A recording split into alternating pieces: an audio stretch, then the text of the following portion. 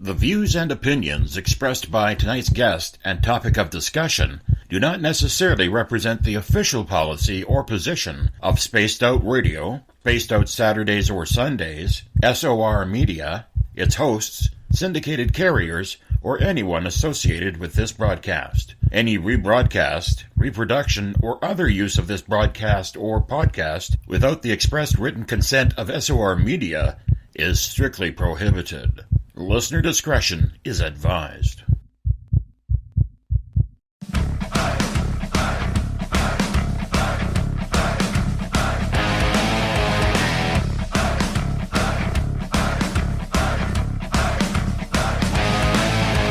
Are you experienced?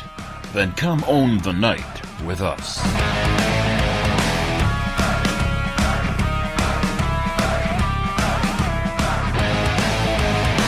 Little brother has taken control, shoveling dirt in every hole. Predators to condemn your soul, watching you and watching me. We're all stationed atop the mountains of British Columbia, live from SOR headquarters. This is Spaced Out Radio with host Dave Scott. We live behind glass curtains and act like nothing's wrong. Soon you will belong. You can follow us on our website, spacedoutradio.com, and on Spaced Out Radio on iTunes. You can follow Dave on Twitter at Spaced Out Radio, and on Instagram at Dave Scott SOR, on Facebook at Spaced Out Radio Show, and on our YouTube channel, Spaced Out Radio. Brother wants to make headlines, be immortalized. Everyone's got an electric eye with the digital spies. They've watched you for so long. I know you're out there somewhere watching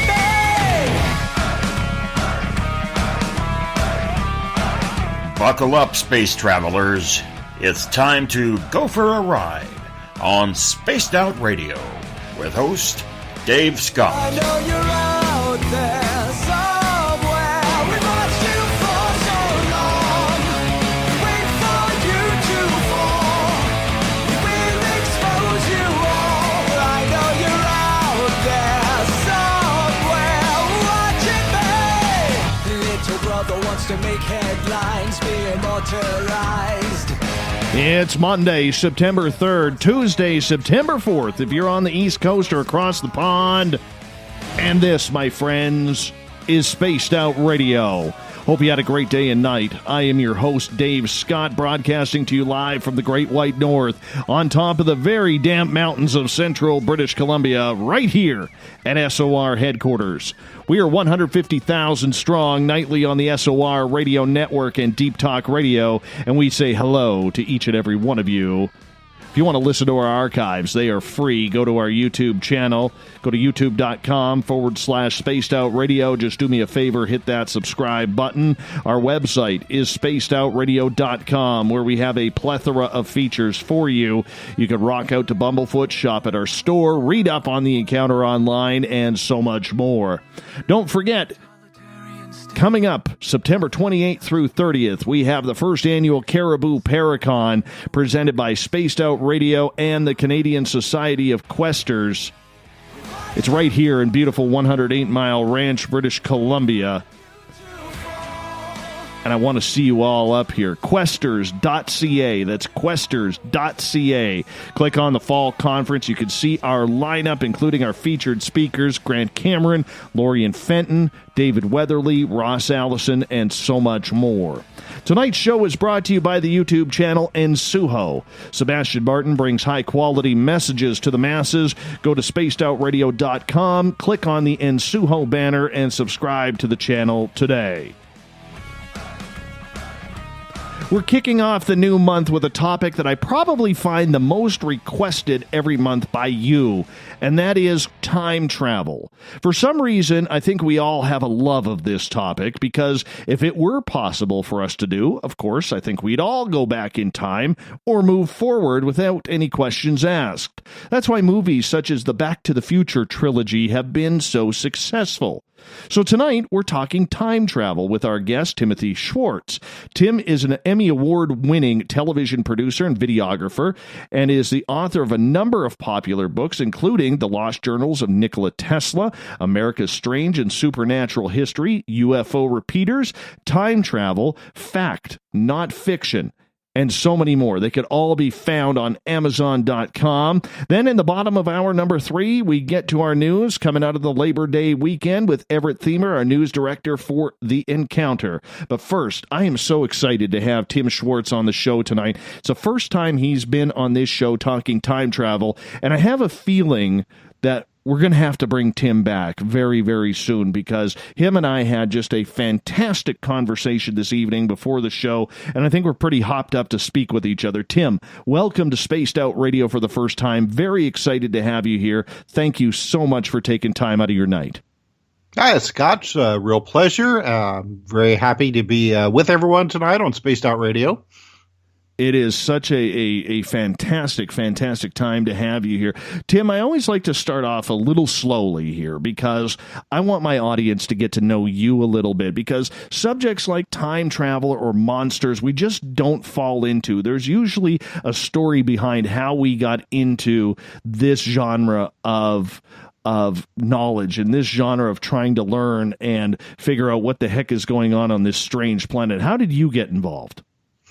Well, like a lot of people that I'm sure have been on your show, it started with me in childhood, with the exception that I was actually kind of drug kicking and screaming into everything. What happened with me was around third grade. We used to have a thing that Scholastic Books put out. It was called like the Weekly News, I think was what it was called, something along those lines. And it was like a newspaper for kids that came out every week, and it was an aggregate of the headlines from across the globe. And our teacher would assign everyone a story that we would have to write a report on and then present it in front of the class. One time, I got a story about UFOs. There was a minor flap going on across the United States at that time. And at that point, like I said, I was in third grade. I really didn't know anything about UFOs. I mean, I was interested in science, but I really hadn't discovered too much, in the forms of the paranormal. I mean, I was a kid from Indiana, so I was interested in race cars or basketball, things like that. So, I wrote a report as well as any third grader would and presented it in front of my class, and I was pegged then. I was the kid who believed in flying saucers and Martians and little green men and things like that. Kids are always looking for something to, hold over. Yeah. And that's what everybody had over me. I was the flying saucer guy. And so the thing that really then got me interested was that people would go and, when there was a crowd around, everyone would make fun of you and things like that. But then later, when it was maybe just like one-on-one, people would come to me and they'd say, I don't believe in this stuff, but... And then they'd proceed to tell me a story about how, their house was haunted, or when they were on vacation, they saw a flying saucer, over their car, something like that. And that's what really got me into this stuff, were these stories that people would come to tell me. They weren't interested in publicity or, trying to make money, or, of course, a lot, at first, these were just kids. They just wanted to tell their story to somebody and not be made fun of. Because as you well know, and it's a little easier nowadays, I think, especially with the internet and with the popularity of a lot of these reality programs, especially, Bigfoot hunting, ghost hunters, and things like that. But still, if you go and tell somebody that you had an unusual experience like that, chances are, people are kind of going to look at you funny out of the side of their eyes. It's like, oh yeah, sure. I have to go now. And family is the worst. I mean, your family will make fun of you worse than anybody else. So these people would tell me these stories because they knew that I wasn't going to go and make fun of them. I wasn't going to go and judge them, and say, oh yeah, you're crazy. No, they want that reassurance that their experience, not only was it real, but that other people had these experiences as well. Because with the exception of, people that, the people who listen to your show or watch some of these shows or read these books, a majority of the population really, they are not familiar with this kind of phenomena, UFOs, ghosts, paranormal, Bigfoot, whatever. So they've got no place in their brain to categorize these experiences. Our brain, it's like a computer filing system. You go out and you start your car, there's a file for that. You stop at a stoplight, there's a file for that. A UFO flies over your car and hits you with a beam of light. Where do you categorize that? Most people don't have that. And so it almost causes like a short circuit in people's lives. And they're left with that hanging over their head, that sword of Damocles, so to speak, where they don't know, am I crazy? Was this real? So when people come to me and they tell me these stories, and I can say to them, yeah, that's very interesting. You're not the only one. Other people have had these experiences. And just to be able to tell somebody their experiences without being judged, I'll see these people, they'll walk away and it's like a weight has been lifted off of their shoulders, and a lot of times that's it. I mean, they really, right. they don't want, they don't care really to repeat, their experience again, unless they have, which a lot of people do, have repeat experiences. Right. And that's what got me into this. That's what drugged me into this, is these experiences, these wonderful, mystifying experiences that people have. You know what, Tim? It's amazing the powers of the words in this field. I believe you. Mm-hmm.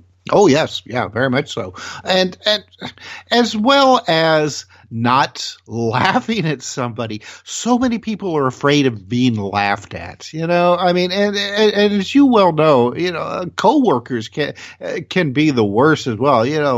I know that a lot of policemen that I have interviewed over the years who have had some kind of paranormal experience, oh my gosh, their fellow cops are the worst. I mean, they will just mock their fellow officers who have had unusual experiences till it's just not funny anymore. And so there are so many people out there who will have these experiences and they just won't tell anybody. They'll keep it inside of them. It just festers, for the rest of their life. And so, I always encourage people who have had unusual experiences, tell somebody, even if you have to go and find, a psychologist or a psychiatrist to tell, do it, just as long as you find somebody to get that weight off of your soul, because you're not alone. It's funny you bring up a point, back when I was a kid, even if you go back only about 10 years ago, Tim, it was taboo to talk about a lot of these subjects. People mocked you, people laughed at you. And there were very few people who would say, I believe you, without talking behind your back. Nowadays, it seems like, especially with the younger generation, people are opening up to the possibilities more. Like, I look at my 19-year-old daughter, and her and I were having a conversation today. She is completely absorbed by a lot of these topics that would be considered taboo, whether it's ghosts, whether it's anything as real as true crime and unsolved mysteries, to things like the Mandela effect. And even, and I hate to say this, but the debate about things of stupidity like flat Earth. Mm-hmm. This generation coming up, my friend, they are open-minded, and I think that's a positivity towards our future. I think that a lot of this has to do with pop culture. When I was a kid, I mean, it was really just starting up when it came to, say, like Saturday morning cartoons. You know, I'm aging myself here because, you know, it used to be that, all we had was broadcast television, and, unless you had a local a television show that, would show, like Popeye cartoons or something like that after you got home from school, most of your cartoon viewing was on Saturday mornings. And they would just then, they were starting to do the whole, people from other planets or ghosts. I mean, albeit in a, comic form, but now pop culture has so embraced this subject that is, like you said, you've got these kids, younger generations who have grown up with the idea that, I think a lot of them would be surprised if, you told them that this stuff wasn't real. That there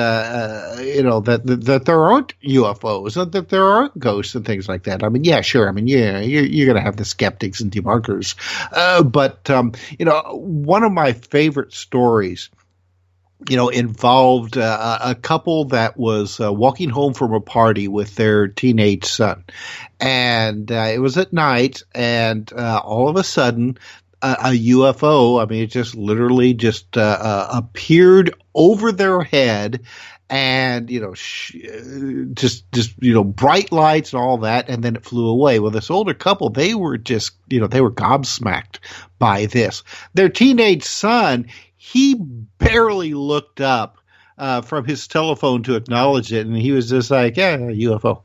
Yeah, and I think that's the way that a lot of these the younger generation is. It's they accept it. It's real to them, and I think it's because of popular culture.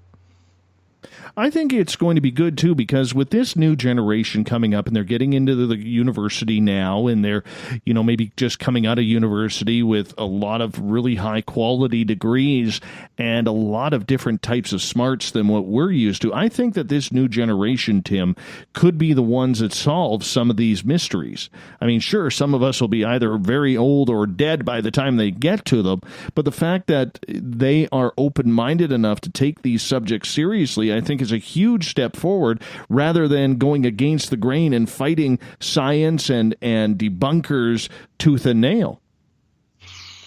Yeah, I really look forward to seeing, what the up and coming brains will come up with, and I mean, they are going to smack into the old guard naturally, that is going to be resistant to these new ideas, but eventually we're going to see, and I mean, it happens all the time. I mean, there have been advances in understanding along these lines with every generation and throughout time. I mean, we don't recognize it because it happens, naturally, just kind of slowly. Look at how. I mean, really, back in the difference between, say, like now and the 1970s, when it comes to the ideas that something like telepathy and ESP and possibly the precognition. It's becoming more and more acceptable within the scientific community. Now, naturally, they are working on a more materialistic type of platform to explain these various kinds of mental phenomena, but still, that kind of acceptance, like I said, just as back in the 70s, you'd be thrown out of your university or wherever your position is, and probably would never get any kind of funding again if you even dared to suggest the reality of something along the lines of ESP or telepathy. And like we're going to be talking tonight about time travel. It wasn't that long ago that a scientist or a physicist wouldn't even come close to trying to address just the physics of time. Einstein took a lot of heat because he talked about the nature of time in his various theories of relativity, and now. Sorry, I'll just say physicist. They clamor to try to discover more evidence on the nature of time, whether it exists on a quantum level or even beyond that. So, just think about, 50 years from now, what amazing discoveries will happen. And hopefully a lot of us will be here, will be alive to see that take place. You work closely with Mr. UFO, Tim Beckley, who I very much admire. And for people who don't know, I believe wasn't it Paul Stanley or Gene Simmons who gave him the name Mr. UFO? Yeah, it was. Yeah. I think it was Paul Stanley. Yeah. So you work very closely with him. He is one of the gentlemen who is very respected in this field for UFO research. What's it like when it comes to your show that you share with Mr. UFO and the topic of disclosure? Because there is so much happening in this field right now, ever since that New York Times article came out about 10 months ago now, that you're either on board with what is happening with the current model, or you're absolutely against it because you think there's more wool being pulled over the eyes. Where are you standing with that? Well, when it comes to the whole disclosure thing, Mr. Beckley and I, we both agree that more than likely there is never going to be a disclosure event from the U.S. government, from the military, from anybody that's really going to satisfy a lot of the people out there who are hoping that, say, the president's going to come on television at some point and say, yeah, we've been hiding the secret of extraterrestrial flying saucers for years. We've got aliens at Area 51 that they're eating strawberry ice cream, and we take them out on Sunday drives or to Las Vegas for little gambling trips. I don't think that's going to happen.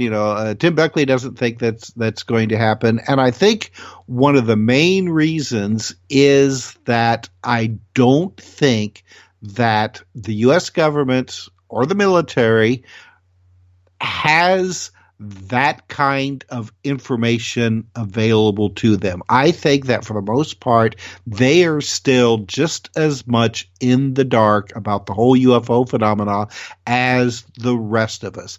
Yeah, sure. They may have some really exciting videos and photographs of, taken from gun cameras on planes or from other types of locations, but I think for the most part, they really don't know what's going on either. And I would dare to say that maybe some of these rumors that we have heard over the years about, say, UFOs landing at Edwards Air Force Base, and the UFO occupants coming out and actually talking to people and revealing some kind of information, striking up treaties.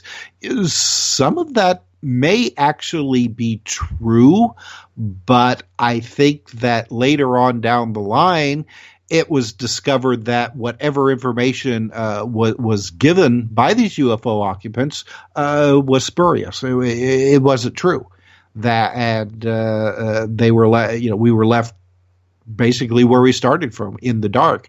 But see, they're never going to come out and admit that. They're never going to say, yeah, UFOs are real, they're flying around in our skies, and we can't do anything about it, because that would create panic. That would create a worse panic than saying, yeah, UFOs are real, they come from such and such planet, we've been talking to them for years, so what?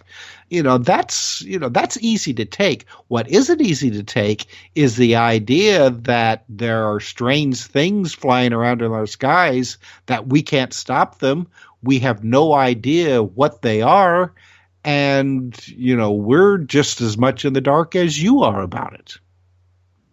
See, I think a little bit more. I think the secrets are there, and this is how it kind of gets into our topic of time travel tonight, because I do believe, and maybe it's because I want to believe, that there is some sort of secret that is known outside of what we are hearing from people like Luis Elizondo or, even Robert Bigelow for that point. There is so much that is going on, and I think the U.S. government, when they look back at all the files, whether it's MJ-12, whether it's MK-Ultra, or whatever, that they don't want to open that Pandora's box, because there's a lot of ugly secrets that could come out if they were forced to open it. And that even includes time travel as to whether or not it's possible, because it does open up the doors to whether or not the government knows about who is being taken, whether the government knows about the crash sites that actually did happen, which they do because of Roswell or Kecksburg and many others, whether or not there is aliens helping them out at places like Wright-Patterson or Area 51, underground bases like at Dulce. I mean, there are so many different examples, Tim, of where this could go that I don't think that they could even afford to do it, because if it ever came out, and maybe I'm hypothetically speaking here, but if it ever came out that the U.S. government or the Canadian government, doesn't matter which government it is, came out and they had a list, or they knew who was being taken and who wasn't. To me, if I found out that my government knew that I was being abducted, I'd sue them, because that's my safety. Yeah. Yeah, that'd honk off a lot of people, wouldn't it? Absolutely. And the way I look at it is, when you open up that Pandora's box, how far do you get? How far do you get down that rabbit hole? Well, and that's one of the other interesting, frustrating, insert your word here, about any kind of research or investigation that the U.S. government or any of the world's governments or military have done on the phenomena, is that it has become so compartmentalized that the right hand of the government doesn't know what the left hand of the government is doing. I mean, we do know that not only the military, but the CIA and the NSA and others have done investigations on UFOs. But we don't know to what extent. As well, there is the aspect where a lot of this information may have been handed over to private corporations in order to avoid this whole Freedom of Information Act thing. So, when, somebody writes the government and the military, wanting to know what files that they have about UFOs, the government can legitimately write back and say, hey, we don't have anything. That's because 50 years ago, they handed it over to, who knows who, what, and private private corporations, Yeah. even though that they're being paid by the United States government, they don't have to tell you squat. You can write to them Exactly. till your hand falls off, and they're just like, we're you write all you want. We're not going to tell you anything. Well, former Nevada Senator Harry Reid stated that profusely, that the reason why they gave the majority of that $22 million to Robert Bigelow was because they didn't have to claim it under, a budget. It was a black money. Right. Well, and you realize, of course, that $22 million, that's a drop in the bucket. I mean, that's I'm positive that there has been a lot more money spent and spread around into this type of investigation. I mean, do you actually believe that, say, a hammer or a toilet actually will cost $50,000? No, that money is actually being used in some of these black budget projects, whether it's the actual investigation into the UFO phenomena or our attempts to replicate it. And that's, I think, where it gets a little bit scary for a lot of people, because $22 million, when you think about it, to an ordinary citizen, that's a lifetime. That's just a dream. I mean, hell, somebody said to me, $22 million, stop broadcasting Spaced Out Radio. I would honestly think about that. I'm not going to lie. I mean, I think you would do the same thing. If somebody came up to you and Tim and said, hey, I'll give you $22 million to stop broadcasting your show, I think you probably would. I don't think there is many people who wouldn't make that decision. But when it comes to UFOs and a government budget where there's trillions of dollars going missing, you do have to wonder. I mean, is 22 million just a safe number that they put on there? Because a lot of people aren't going to scoff at 22 million, or is it more? I tend to lean towards the side that it's a safe number to put out to the media. Yeah, and it's easily trackable. They can say, "Oh yeah, well, we got $22 million on our budget. Here's the books. It's right there." And I think that most people who are not familiar with the vast amount of money that is being spent for various things will look at 22 million. Wow, that's a lot. And then go about, their business, not realizing that in the military, 22 million wouldn't even buy you a jet plane. Wouldn't even buy a fighter jet.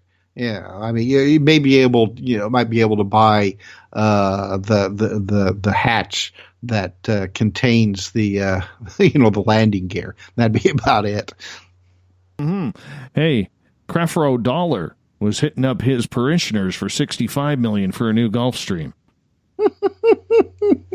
and I bet they paid for it too. No, I think they went for I think they went for like the $28 million used version or something like that. But that's another story altogether. My friend, let's start to shift this over to time travel, because we can talk UFOs all night, but A, that's not the reason why we have you here, but B, there are some similarities, because there are a lot of people in this world who believe that one of the secrets the United States government has been keeping is time travel, and the fact that they have a time travel program. Now, love them or hate them, a lot of people look at Andrew Basiago as a leader of sorts in this field, as somebody who has become very, very public over the last 10 to 15 years, 20 years, about saying he was a child chrononaut. Now, a lot of people out there do not believe it. A lot of people think that he is very, very honest with trying to bring out something very cutting edge. Do you think the United States government, or any government in this world, has figured out time travel? I have no doubt that at least the United States government, and probably others as well, have done some very serious research into this subject. With the U.S. government, it probably can go back to the accident which created the Philadelphia experiment. Now, I know that a lot of skeptics would be, like, oh, that's just a myth, but it's not a myth. I mean, it actually happened. Whether or not the ship, the Eldridge, which is kind of entered into the whole pop culture about the Philadelphia experiment, was the ship that was used. That's debatable because that's something that came out a lot later in the whole Philadelphia mythology. But I do think that something unusual happened at the Philadelphia shipyard in the early 1940s when really all they were doing was trying to come up with an easier way to demagnetize metal ships so that mines wouldn't be attracted to them. And they were also working on the idea of possibly trying to create a radar invisibility using rotating electromagnetic fields. A simple process. But apparently something else happened when they were doing these experiments. This ship seemingly vanished and then reappeared at Norfolk, Virginia, and then disappeared and then came back again at the Philadelphia shipyard. When it did, the sailors that were on board were in a sorry state. A lot of them just disappeared. They were never heard from again. Others were found partially embedded in the hull of the ship. Others seemed to be okay, but then later they would burst into flames or vanish or just kind of slowly dissolve. I mean, there's all kinds of horrifying stories of what happened, to these sailors. But the military continued these experiments. Why wouldn't they? I mean, the human cost was negligible considering what they may have discovered.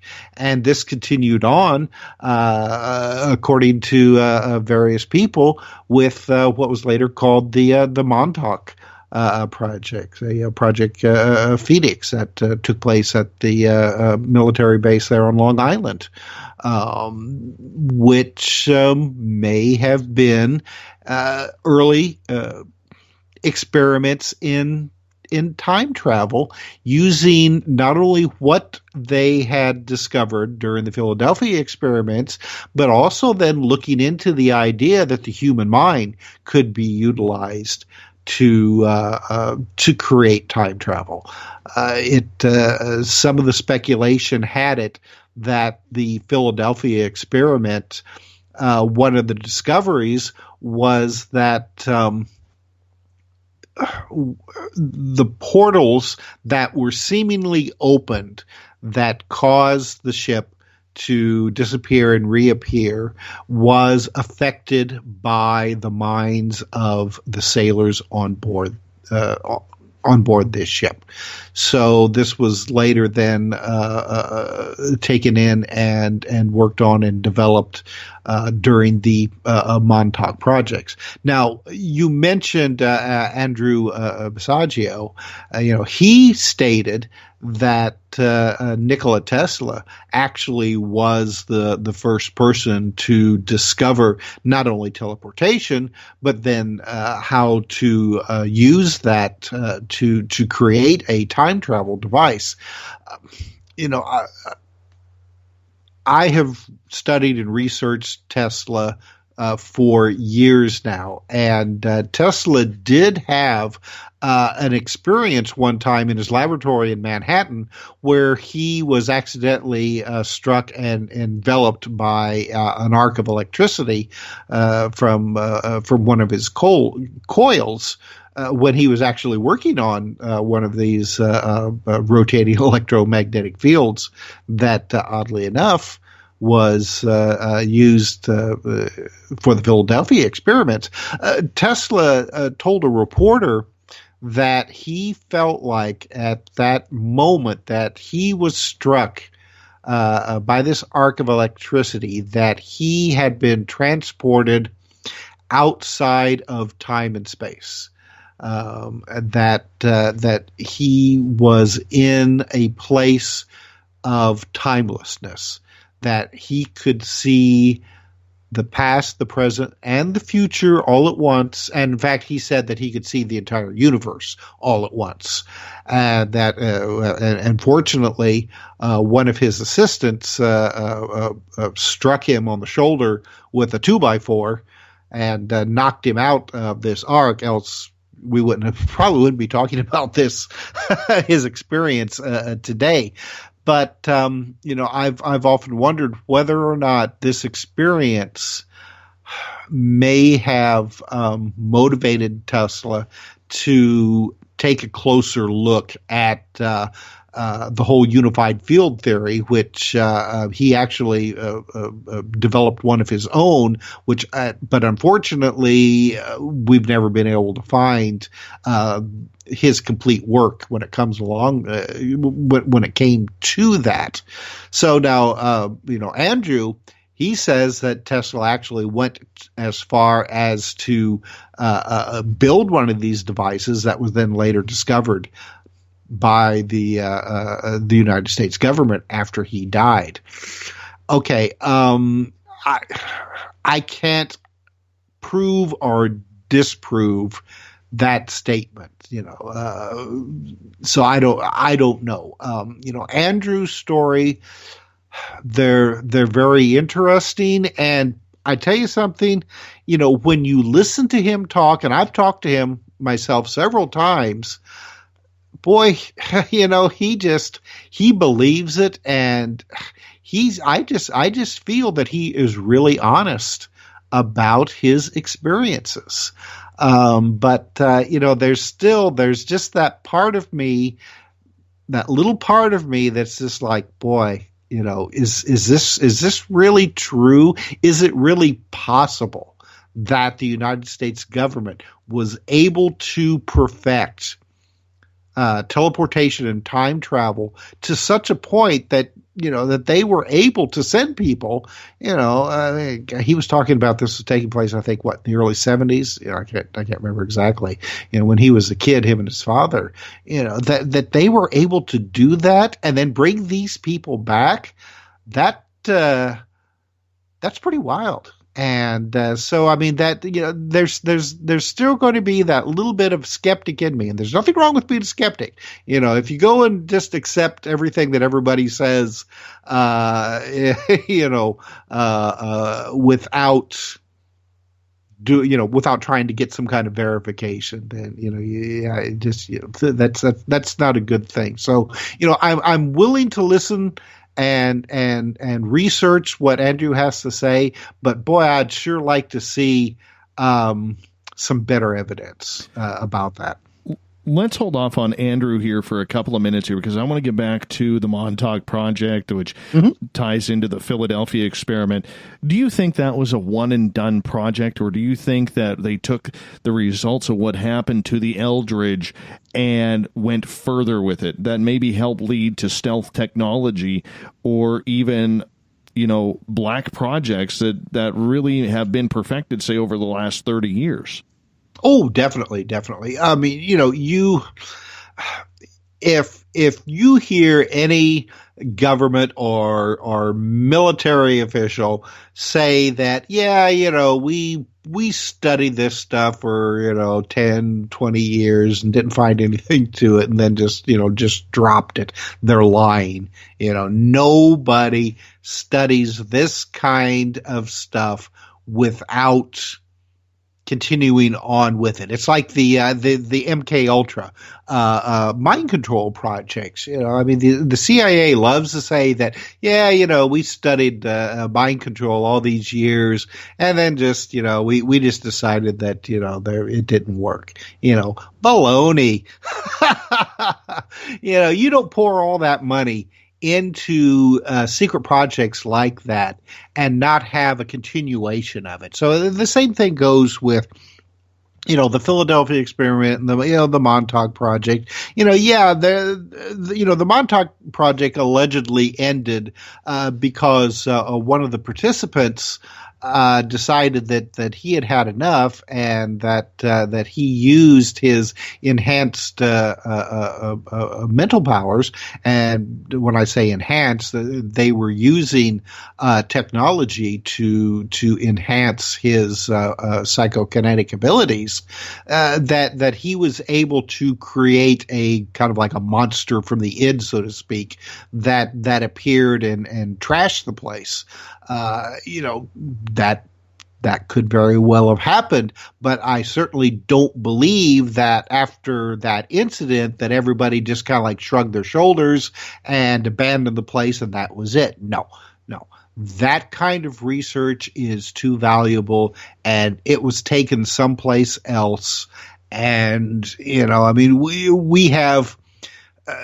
we have rumors of the continuation, and it may be another 10 or 20 years before the full stories start coming out on what the continuing projects were. Possibly some of this stuff that Andrew has been talking about.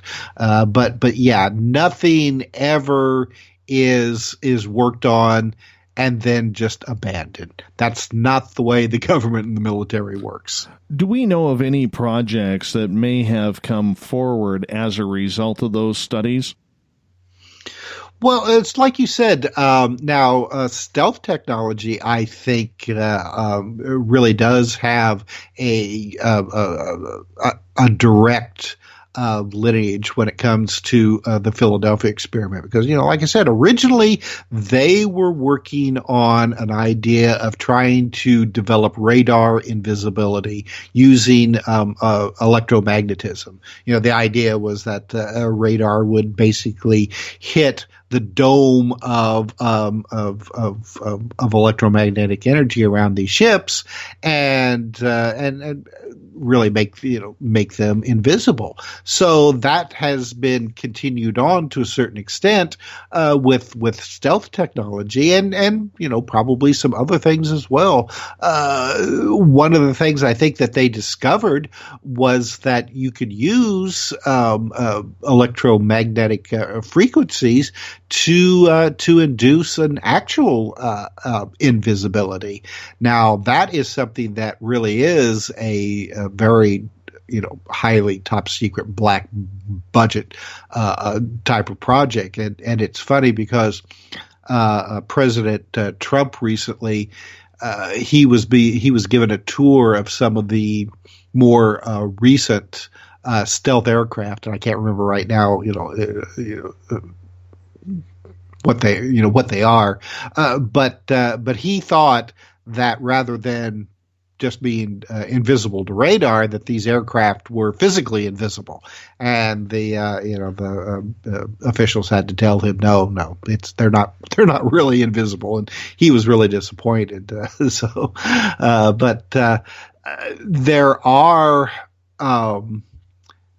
There have been experiments and probably some very successful experiments, according to some of the people that I have talked to at Area 51, and maybe even in the Dulce, New Mexico area of aircraft that are physically invisible, that they are able to fly overhead, and if they're low enough down, you'll hear them, but you can't see them. And so whether or not that involves electromagnetics or other sophisticated somebody was saying that some of these aircraft, they actually, the underside is almost like a television screen, and it's showing the sky above. And so it's, for all intents and purposes, it's optically invisible, but it's not invisible, like we would think of, like the Invisible Man type of situation, though, I don't think that that's outside the realm of possibility either. We look at Hollywood, And we look at the fact that they have had a number of very good movies, comedies, whatever you want to call them, that have been highly successful. Okay, I think of Bill and Ted's Excellent Adventure, the Back to the Future trilogy. Even on television, we have Doctor Who, that all includes time travel. Even the Austin Powers series includes time travel. What do you think the public's fascination with time travel is? You know, because there are two movies or types of movies that will usually garner a large box office, and it's always time travel or something to do with UFOs or aliens. Mm-hmm.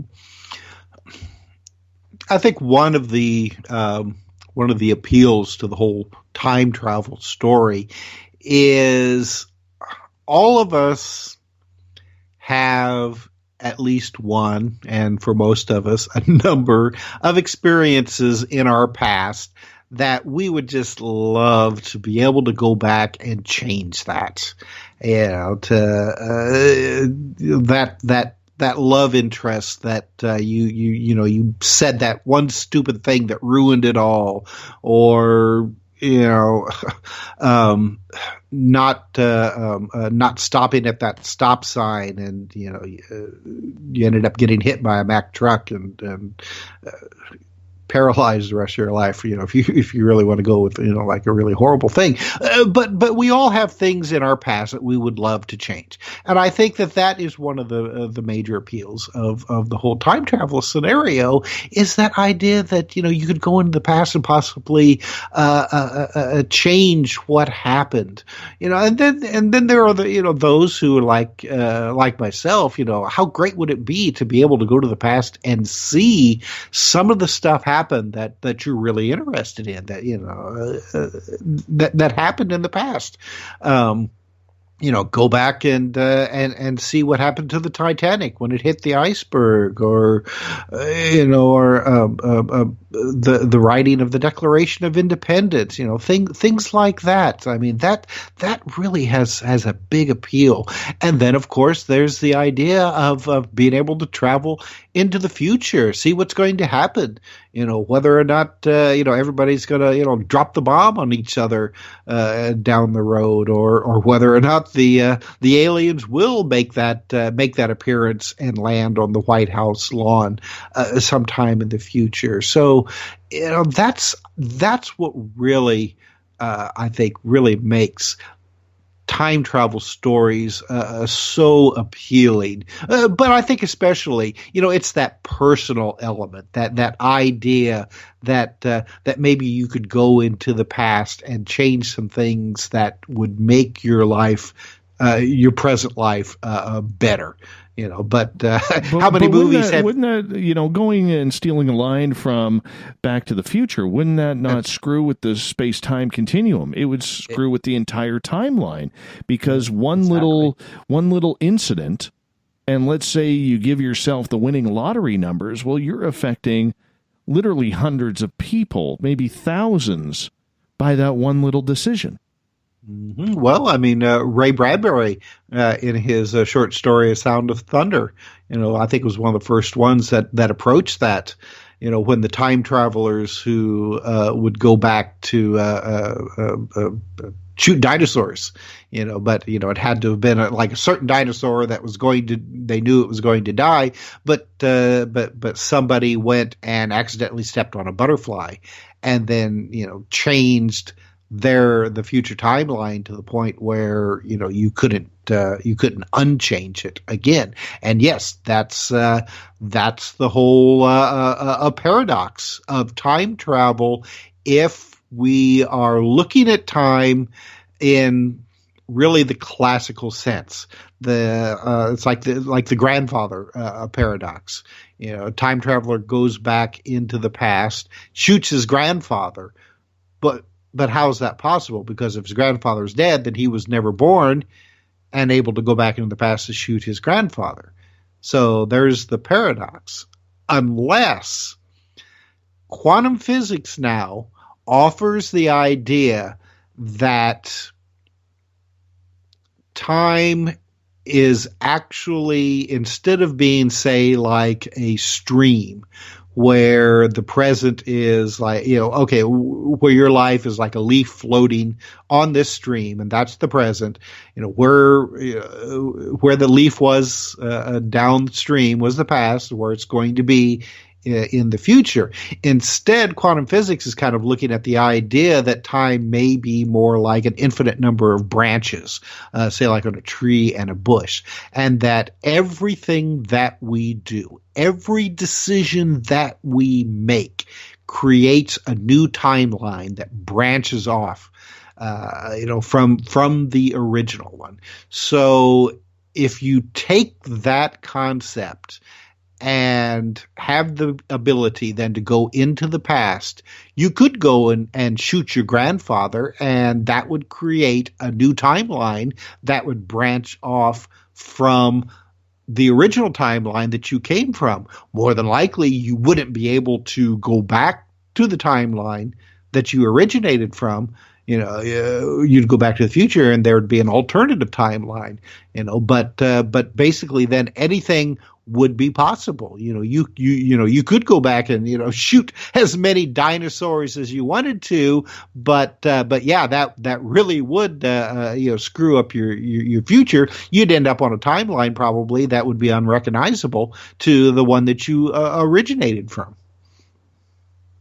We only got about 30 seconds here before we have to go to break, and I was going to ask you about alternative timelines and dimensions, which we can get into at the next hour. And I know there's a bunch of questions building up in a couple of the chat rooms. We will get to your questions as well as more about Andrew Bashaga. We'll get into John Teeter. New time travelers passing lie detector tests as well. We're going to have a lot of fun. Our guest tonight is Tim Swartz, and I highly suggest you go on Amazon, pick up any of his books. They are worth the read. They are good reads. And who knows, maybe if you can get a hold of Tim, he'll even send you an autographed copy, because I heard he works a Sharpie. Really, really good. You are listening to Spaced Out Radio. I am your host, Dave Scott. We'll be back with more time travel talk in hour number 2 right after this. Find your escape where time has no limits. It's about living today and cherishing the heritage of yesterday. A spirit of adventure for what is new, with the nostalgia of the past. Your timepiece is a reflection of who you are. Life surrounded by beauty from the world around us to the soul within. EscapeWatches.com. There is no time like the present to enjoy your escape. Use promo code SMF2017 for your 20% discount today. The freedom to post what you want, when you want. That's the social media freedom you need.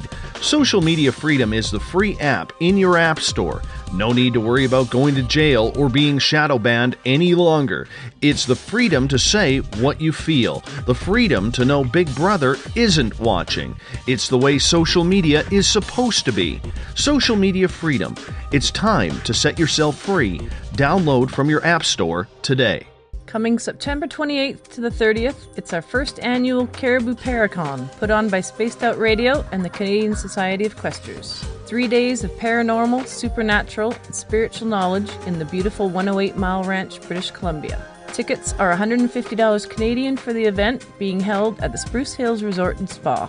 Come watch our featured speaker, Grant Cameron, along with Lorian Fenton, David Weatherly, Ross Allison, and more. The Caribou Paracon, celebrating everything paranormal. Hi there, I'm Butch Witkowski, lead investigator with U4Cop. On the final Monday of every month, you can listen to me and host Dave Scott on Spaced Out Radio's Strange Days. We're going to get to the heart of the matter when it comes to what's happening out there. People are seeing and experiencing things from ET contact to Bigfoot, and I want to hear about it. Your experiences are what we investigators need to help solve these unknown mysteries. So tune in at spacedoutradio.com to the final Monday of every month from Butch Witkowski's Strange Days. Hi there, this is Tessa Nicole Thomas, and I'm going to take you for a ride every Sunday night on Spaced Out Sundays. I'm going to set up your week with some strange tales from across North America, from psychic readings, Sasquatch, UFOs, to the most haunted locations. Come join me at spacedoutradio.com starting at 9 p.m. Pacific, midnight Eastern, and let's get weird together. I'd love for you to join me. Spaced Out Sundays at spacedoutradio.com. There's news, and there's The Encounter. This is Spaced Out Radio News Director Everett Beamer inviting you to check out The Encounter. Our half-hour news segment every Monday through Friday night is different compared to what you're used to. Our goal is to bring you the weird, strange, and interesting stories the mainstream tends to leave out, and stories that will make you scratch your head in disbelief. The Encounter can also be found at spacedoutradio.com and on our Facebook page, SOR The Encounter. Come give us a read. We're bringing scientific thought to the paranormal. Hi there, this is Spaced Out Radio scientist Chris Cogswell. Join me, Chris Zuger, and Dave Scott the second Wednesday of every month, where we break down the who from the woo when it comes to everything paranormal. We'll investigate and try to bring sensible answers to those straight and sometimes outlandish questions people have. Hey, not everything has an answer, but we'll do our best. Listen in to Reality Paranormal only on Spaced Out Radio. Heading to Vancouver and looking for some great nightlife? The Moose Vancouver is the place to be. Catch a game on one of the big screens or just come rock out to your favorite 80s and 90s hair bands. Great food starting at $6.95. The Moose Vancouver is open until 2 a.m. nightly. It's easy to find near the corner of Nelson and Granville. The Moose Vancouver is the official rocking bar of Spaced Out Radio. Are you interested in advertising on Spaced Out Radio?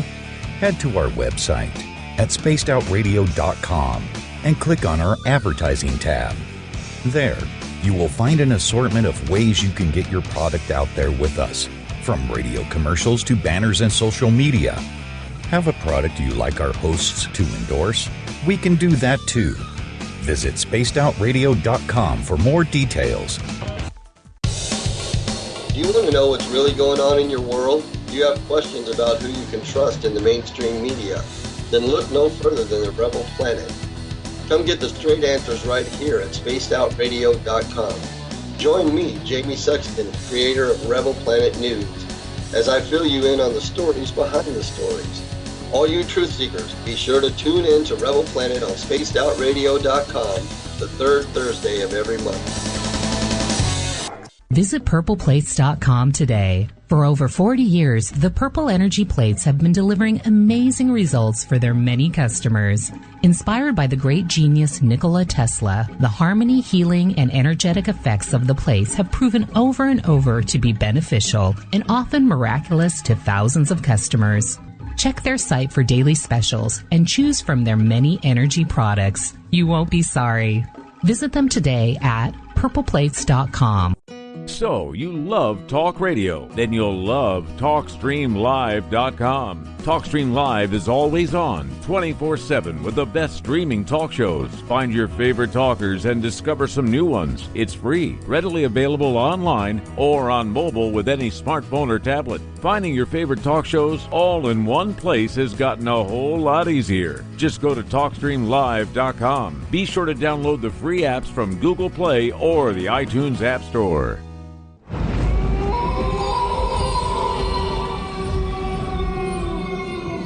Hey, this is Canadian Paranormal Investigator Mike Moore. The third Wednesday of every month, I'll be teaming up with Dave Scott to bring you Ghosts of the Great White North. Each month, we will bring on guests from across Canada to discuss their ghostly encounters. Canada is a paranormal hotbed with stories you've never heard, so we're going to bring them to you. So get comfy on your Chesterfield, grab a donut, and join us, eh?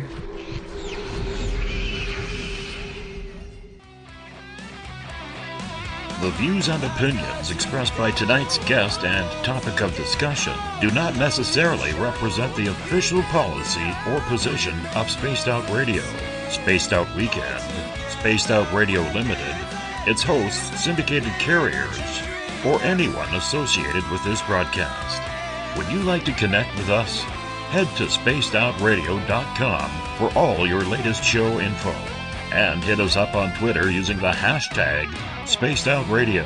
Now, back to Dave Scott and SOR. Welcome back to the second hour of Spaced Out Radio. Tonight, I am your host, Dave Scott. Thank you so much for being with us. Tomorrow night on the show, Geraldine Orozco is back with another edition of The Spiritual You. We get going at 9 p.m. Pacific, midnight Eastern at spacedoutradio.com. We welcome back everyone listening in on the SOR Radio Network and Deep Talk Radio, where we have listeners right now from Romania, South Korea, Australia, the United States, the UK, Canada. Thank you so much for for tuning on into Deep Talk. And don't forget, you can check out all of our archives for free. Go to youtube.com/Spaced Out Radio. Do me a favor, hit that subscribe button. Now, we got to see if we got a password for tonight because I haven't seen one.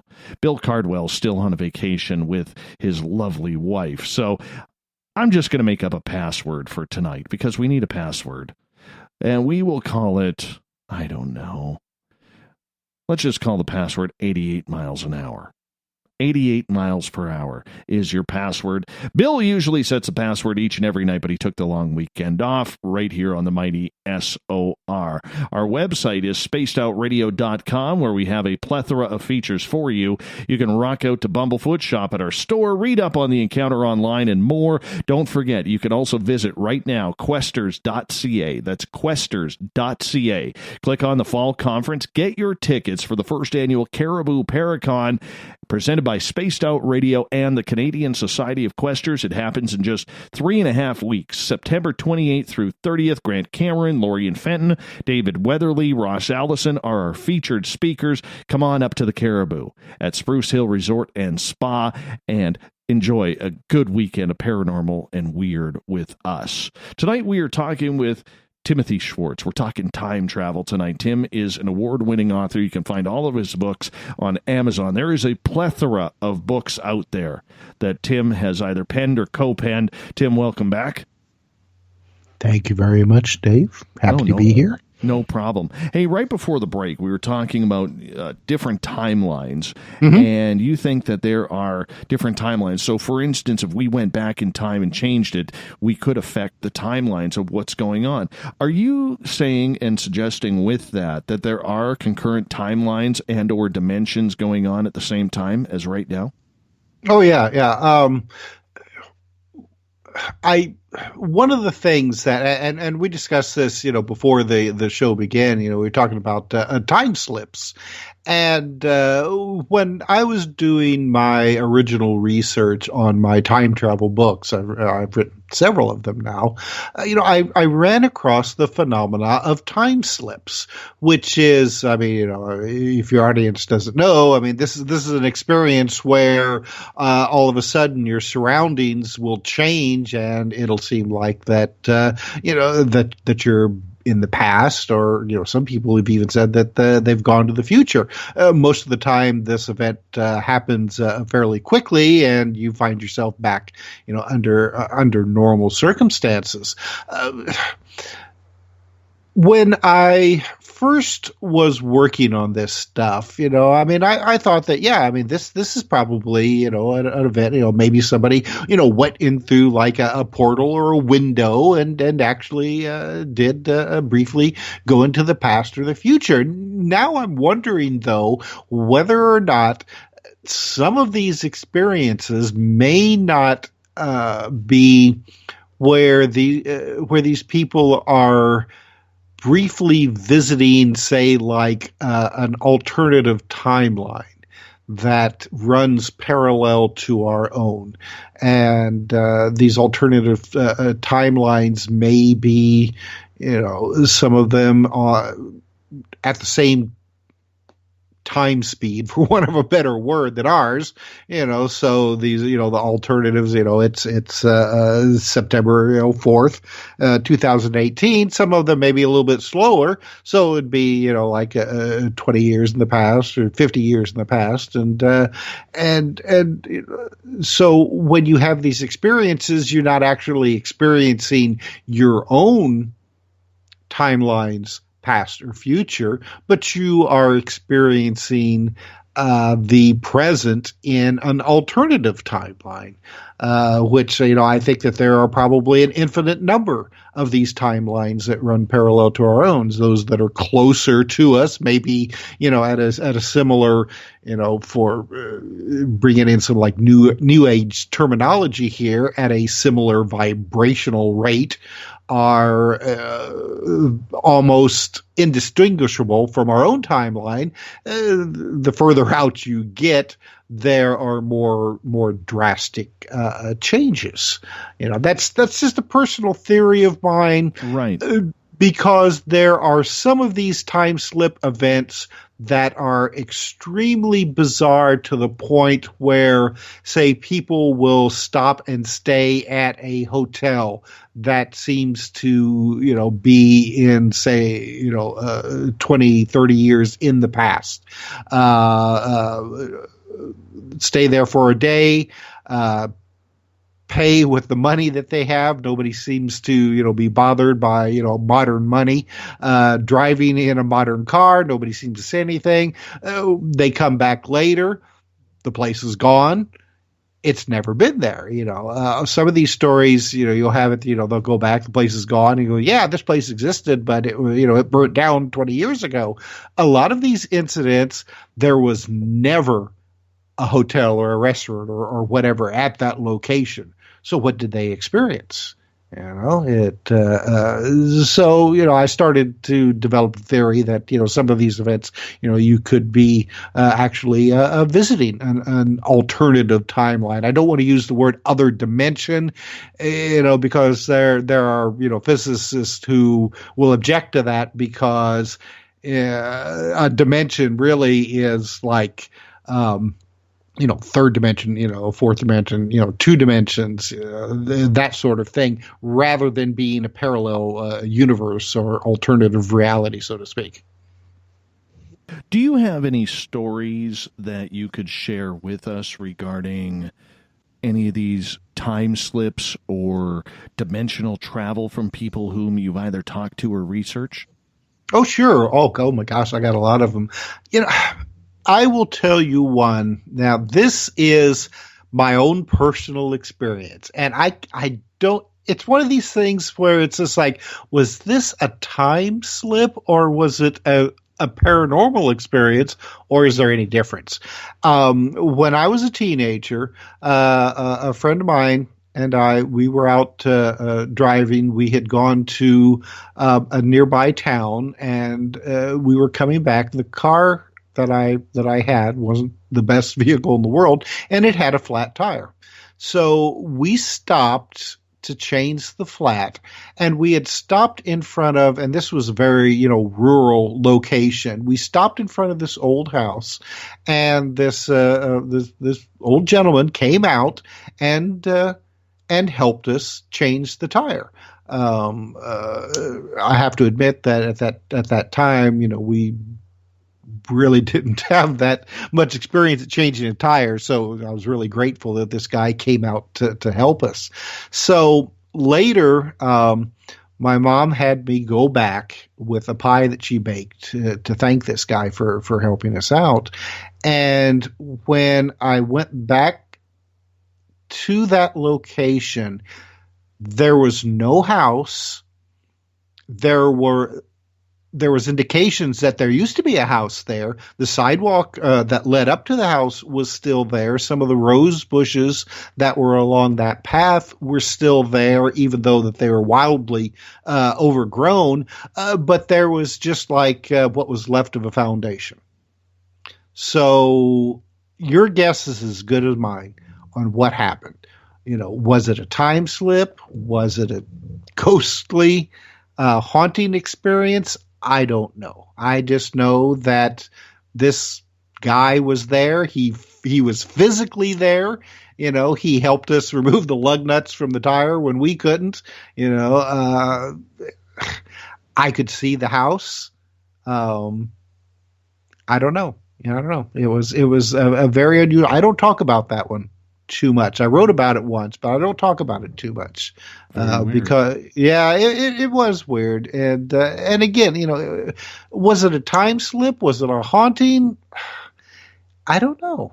Sometimes when it comes to these kinds of paranormal phenomena, they seem to defy being pigeonholed. You know what I mean? Because a lot of these time slip phenomena that people experience, it really seems to be, definitively a time slip, as opposed to somebody that say, they see a ghost walking down their hallway. Well, that's, right. That's definitively a ghost. Other times they kind of blend together, so you're just not really, quite sure what you're dealing with. And, I'm going to have to categorize my experience along those lines. Now, this other story that I'm going to tell you, this happened to a friend of mine who told me about this after he discovered that I was writing about this stuff, and this was an experience that he never talked about because it kind of freaked him out. But he was on a trip from Indiana to California, somewhere in Colorado. I'm trying to remember this now. Somewhere in Colorado. It was late, and he decided to stop for the night. There really was not any place decent for him to stop. He was starting to get tired, and he was kind of worried. So as he was driving through this small town, it was pretty late, very small town. It was like they had pulled in the sidewalks at 5:00. He came across this. It was kind of like an old-fashioned looking hotel, not a motel, but a hotel. And so he stopped and he went in, and the desk clerk told him that they were closed for the night. They didn't have any rooms available, but he was welcome to sleep on, the couch in the small lobby.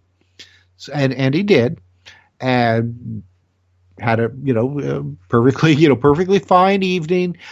He got up that next day and offered to pay for spending the night there, and a different clerk told him, says no, that's ridiculous, you slept on the couch, we're not charging you anything. Got back in his car, left. On his way back, he was going to stop at this place. It wasn't there. Same small town, same location. Rather than a hotel being there, there was an abandoned gas station. And of course, now he never took the time to check to see if there had ever been a hotel at that location. And at the point that he told me this story, it had been years past. He couldn't even remember the name of the town, and so I've never been able to do the proper research. So all I have is his story. But he swears that that's what happened to him. That he stayed overnight in a hotel lobby that wasn't there. That is eerie, man. That is Very completely eerie. Yeah. Hey, I do have to ask, with a lot of these time travel type experiences or dimensional experiences, and I've asked this question a couple times in the last 3 weeks on this show because for some reason this topic is just fascinating me lately. Do you think a lot of these people who go missing without a trace, like let's say you're out with your buddies and some guy quickly ducks behind a corner to go take a bathroom break at the garbage can. It does happen, especially when you're out with the boys or whatever, or ducks behind a tree in a park and then just disappears. Do you think a lot of the times when things like this are happening that it could be that the mysterious circumstances are the fact that maybe they wandered into a different dimension or some sort of portal? That's an interesting theory. And, I would say that the majority of these types of mysterious disappearances probably have a more mundane explanation. They may have been accosted or, fallen into the river or something like that. There are others, though, that really, they seem to defy any kind of normal explanation. I don't know if you are familiar with the late writer D. Scott Rogo. He wrote a number of really fascinating and well-researched paranormal-based books, one of them being Phone Calls from the Dead, which if you haven't read that's an absolutely excellent book. Rogo wrote about a friend of his that he was at a party and he was expecting his friend, she was a female friend, to come to the party as well. And she came by taxi, and he was expecting her to show up at that time. So him and his other people who knew her were looking out the window as she walked up to the house. And when they went to open the front door, she wasn't there. She had vanished, and she never showed up again. She was gone. Eventually, her parents went to her apartment building, and her apartment, it was just like, she had left to go someplace and never came back. They never found her body. Somewhere in between that few steps from when they were watching her from the window to when they went to open the door to let her in, she just vanished. Now, where did she go? She just completely disappeared off of the face of the earth. And I mean, what other than, suddenly a UFO sweeping down and, transporting her away, could she have stepped through some kind of portal or fell through a window through time and space, to end up in another reality or God knows where? There's another interesting story that there was a gentleman, and I wish I could remember all of the details from this, who had been playing with an orchestra, and he played oh my gosh, it's like the big, not a kettle drum, but like a bass drum. Would that be it? Where you hold it basically vertically as you walk along and play it that way. When he was finished playing, he took his drum out to his car and vanished, and they never saw him again. Several years later, there was a story from Australia where the sheep herders were out in the middle of nowhere, sitting around the fire at night, and out of the darkness came this guy carrying this drum. And it wasn't until years later that some other researcher made the connection and tried to trace to see if this was the same guy, but he was never able to get all the details. But the sheep herder said that this guy just came out of the middle of nowhere carrying this drum. Didn't look like that he had been, walking through the middle of an Australian desert. He wasn't dirty or out of breath or anything like that. So, was this the guy that somehow managed to either fall through time or fall through space, or maybe a little bit of both, and end up literally on the other side of the planet? It's a great story, and if you go and do a little bit of research, you'll find a number of very similar stories like that, where people will go and step out of their house to go and walk down the driveway to get their newspaper and vanish, only to be found a couple of months later in South Africa with no idea how they got there, and no physical or monetary ways that they managed to get there. Yet there they were, I want to get to some questions from our audience, if you don't mind. And this one, we're going to start off with Joe here, who is asking, could it be when people from this time have a time slip and go back in time, would they be seen by people from that era as ghosts? Yes. Maybe not all of the time. there's this one story where this gentleman was visiting some Roman ruins in Italy, and the ruins at one point had been an amphitheater.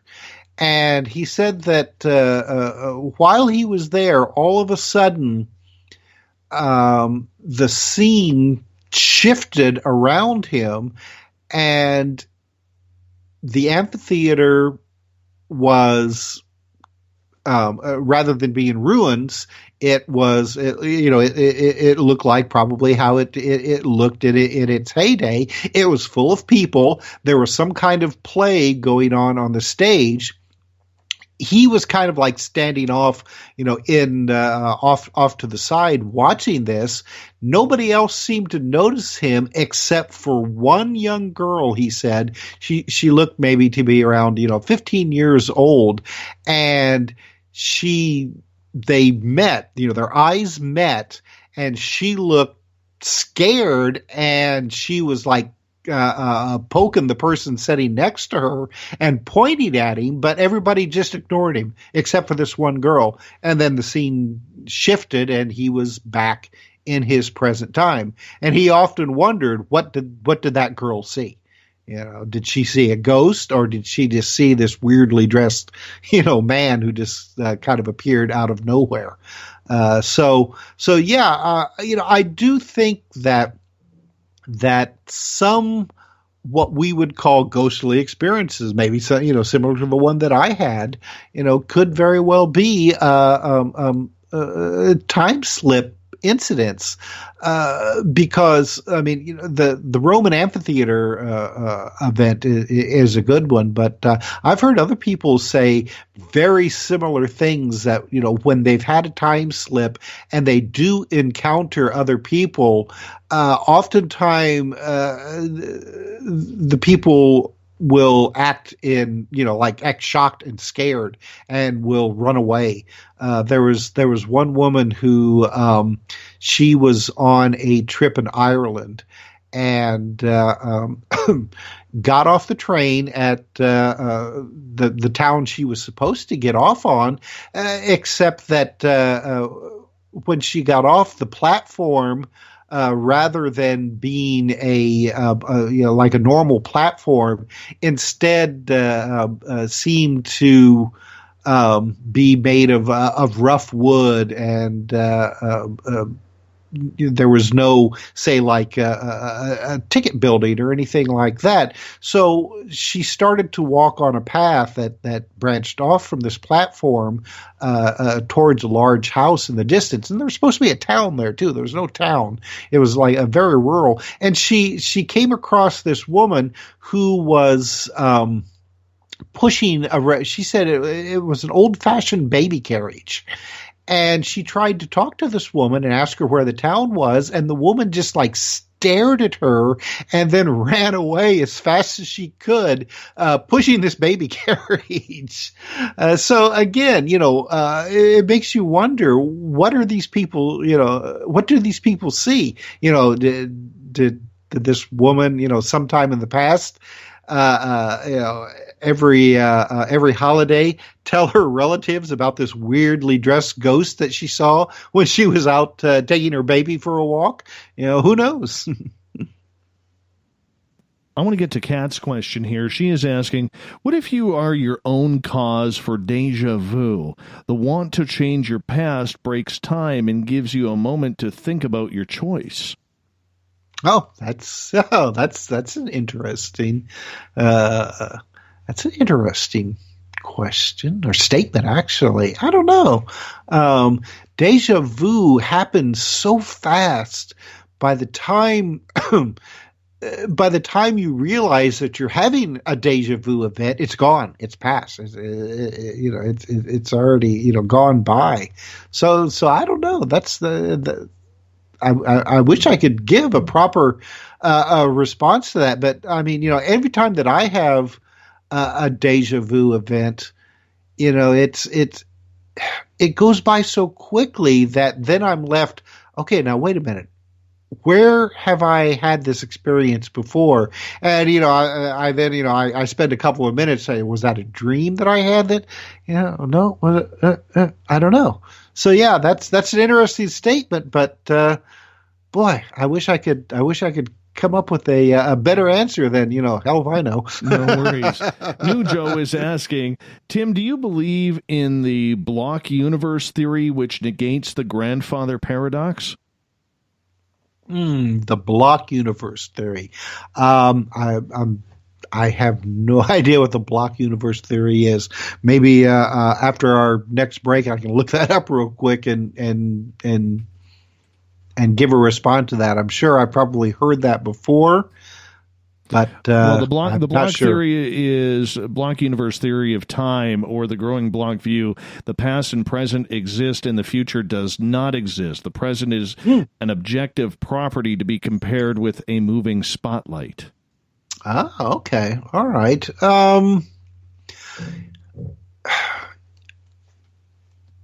I think that, based on my own theories that I have developed over the years, because I don't think that the future is that determined. All right. I think that our futures are probably an infinite number of possibilities, some more possible than others. For the most part, our futures, for instance, my future, more than likely in the near future, I'm not going to become the King of England. All right. That's a pretty, that's pretty much determined that that's not going to happen. In the near future, there is a possibility that I'll find $10, on the road, something like that. I think that our futures are pretty much made up of shadows of things that can be, as to be determined by what we do, the decisions that we make. I could decide right now to stop this program and walk out the door and go to bed. All right. I could decide to continue on with this program and start spouting bad language or talking gibberish. So true. Though some people would already say that I'm doing that. I think that the idea that and this is one of the reasons that you have people who make future predictions. Sometimes they get it right. Oftentimes they get it wrong. It's because the future is not set in stone. And the whole, like going back to what Nikola Tesla was saying from his experience, he said that he could see the past, the present, and the future as happening right now. And I often wondered what he meant by that, since, my own personal belief is that the future has, really an infinite number of possibilities. So, could you, if you were like Tesla, able to go outside of physical time and space that we're locked into, could you then see that infinite number of future possibilities? And would you perceive them as being infinite possibilities, or just that's the way it is? That is what's going to happen. It may be in your timeline an unlikely future, but in another timeline, it's going to happen. I realize that for a lot of people that's kind of a difficult thing for them to wrap their heads around. But yeah, I mean, I think that is, from what we understand now, and this could change, in a matter of years. What we understand now, I think that is the way that that time and the universe operates. When there are instances where people say that they have talked to those who have passed on. Those who have passed on generally always seem to say that they exist outside of time. Right. That our perception of time is faulty because we're in the physical and we can't see how it actually is. So and I've gone wildly off track. I think you had a good run there, my friend. We got a couple more questions here before I want to hit you up about Andrew Bashago. Okay. And this one comes from BTO, and I always take his questions with a grain of salt because I'm a Yankee fan, he's a Mets fan, so we automatically clash on the baseball diamond for sure, especially in the dog days here. But BTO is asking, do you think there are differences between time, astral, and spiritual travel? Oh, wow. Time, astral, and spiritual travel. Okay. I think that's that's a very interesting question because I was just talking the other day with someone. I don't know if you are familiar with Dr. Leo Sprinkle, who was a UFO researcher, still is. He's fairly old now, kind of out of the business.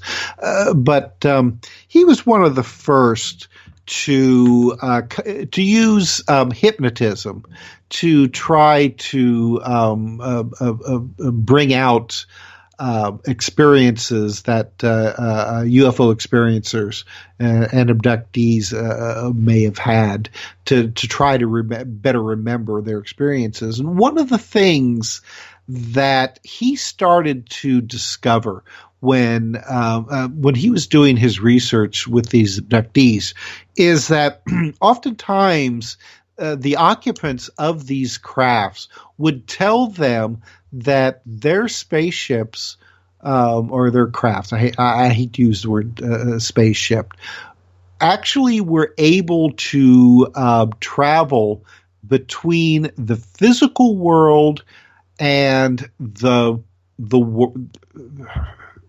spiritual worlds. I mean, the astral realms and the spiritual realms, I think it's just a matter of, different words for describing the same things. And that these ships were able then to basically time travel because they operated outside the world of physical. But they said that one of the areas that they traveled in would be what we would call the realm of the dead, where our consciousness goes to after we lose our physical. And in fact, some of these abductees said that while they were traveling on board these crafts and traveling through these areas, that they were able to see on board these ships people that they knew while they were still alive. So that's an interesting point. And one of the things about all of this is there a difference between time, the spiritual world, and the physical, possibly, maybe not. I think that, those who are able to travel outside of their body, say like, with astral projection and things like that, they do have the ability to time travel as well. There are a number of different methods when it comes to astral projection that they try to teach that you can travel, into the past or the future. So there may not be, much of a difference. Maybe the difference is just the names that we pigeonhole upon them. Let's get to Renee's question here. She is asking, so would missing people, ships, planes, etc. be part of these possible time portals or time slips? Oh, yes, I think so. Again, so like I said before, I think that a lot of them are just, mundane accidents, things like that. But again, we have some of these just really bizarre disappearances, and not just people. Like she said, you have ships and airplanes that they're here 1 minute and gone the next. Where did they go? They're the area that they were flying over or traveling on were searched. Nothing has ever been found. Guaranteed especially if you're flying over the oceans, there's a lot of water out there, and it can be hard to find something. But a lot of times you have people in cars who will they'll be going to the next town, and then they just disappear. All rivers, lakes are searched; they're just gone. People are never seen again. The cars are never seen again.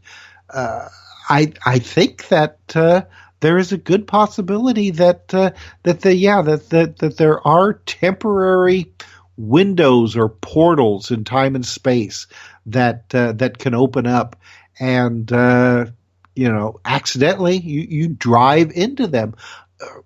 I think that some of the cryptid creatures, Bigfoot, things like that seem to appear in places where you wouldn't think that there would be, something weird like that.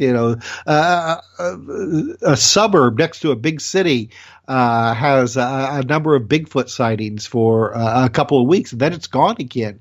These could very well be creatures from an alternative reality that temporarily come into our own, run around for a while, leave footprints, maybe eat a chicken or two, and then disappear back into it. Is that what you think? But the potential for Bigfoot and Dogman are?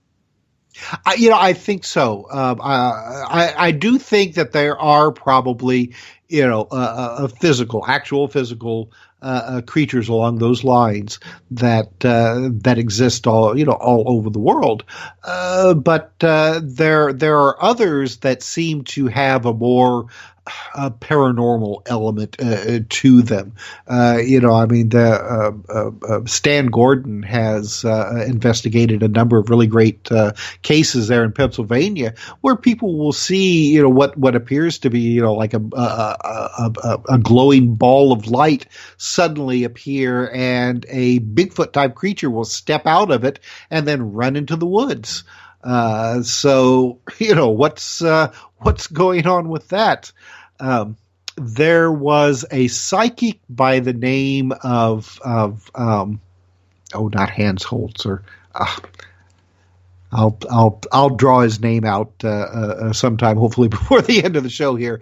But he was one of these guys that he could touch an object and be able to get a psychic impression of what this object was, where it came from, things like that. Peter Hurkos, that's what his name was. And one time he was participated in this experiment where they would put objects, photographs, things like that, into sealed boxes, and without him knowing what was inside. One of these things was a picture of a Bigfoot footprint, and so when he touched the box, he said that, and of course without knowing what was inside, he said that this was a creature that was not from this earth, that it was from another realm, that it would temporarily appear in our own, and then once it lost its energy, it would slowly dissipate from this reality to the next one. And I just always found that fascinating, and I think it comes very close to what a lot of other people have experienced when it comes to these unusual, really out of place, wildly out of place creature sightings around the world. Good friend of mine here where I broadcast out of, she lives nearby, Corey. She also helps me with the ghost hunt and is helping me put on the first annual Caribou Paracon later this month. Corey is asking about portals. If you have ever heard of small little portals opening up just a few feet from people. She had this happen a couple weeks ago, and then poof, it just kind of closed up and disappeared. Well, yeah. I can cite one of my own experiences years ago where I was investigating a house that was being haunted by a poltergeist. When I was sitting in the living room with this elderly couple talking about the incident and hoping something would happen, all of a sudden, from the ceiling,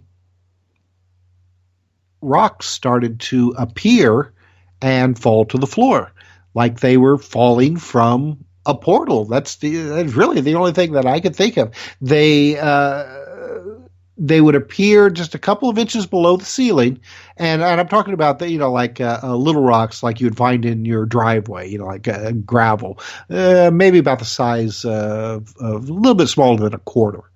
An American 25-cent, quarter, and they fell to the floor.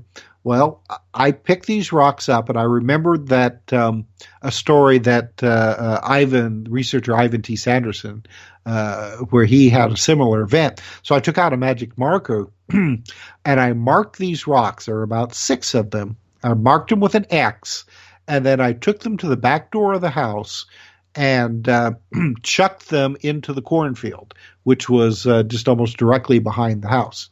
Came back in, sat back down on the couch again, and the rocks reappeared. Same scenario, appeared about a couple of inches below the ceiling, dropped to the floor. I picked them up. They were the very same rocks with the X marked on them. So, yeah. You couldn't, I wasn't seeing, say like a glowing doorway or something like that.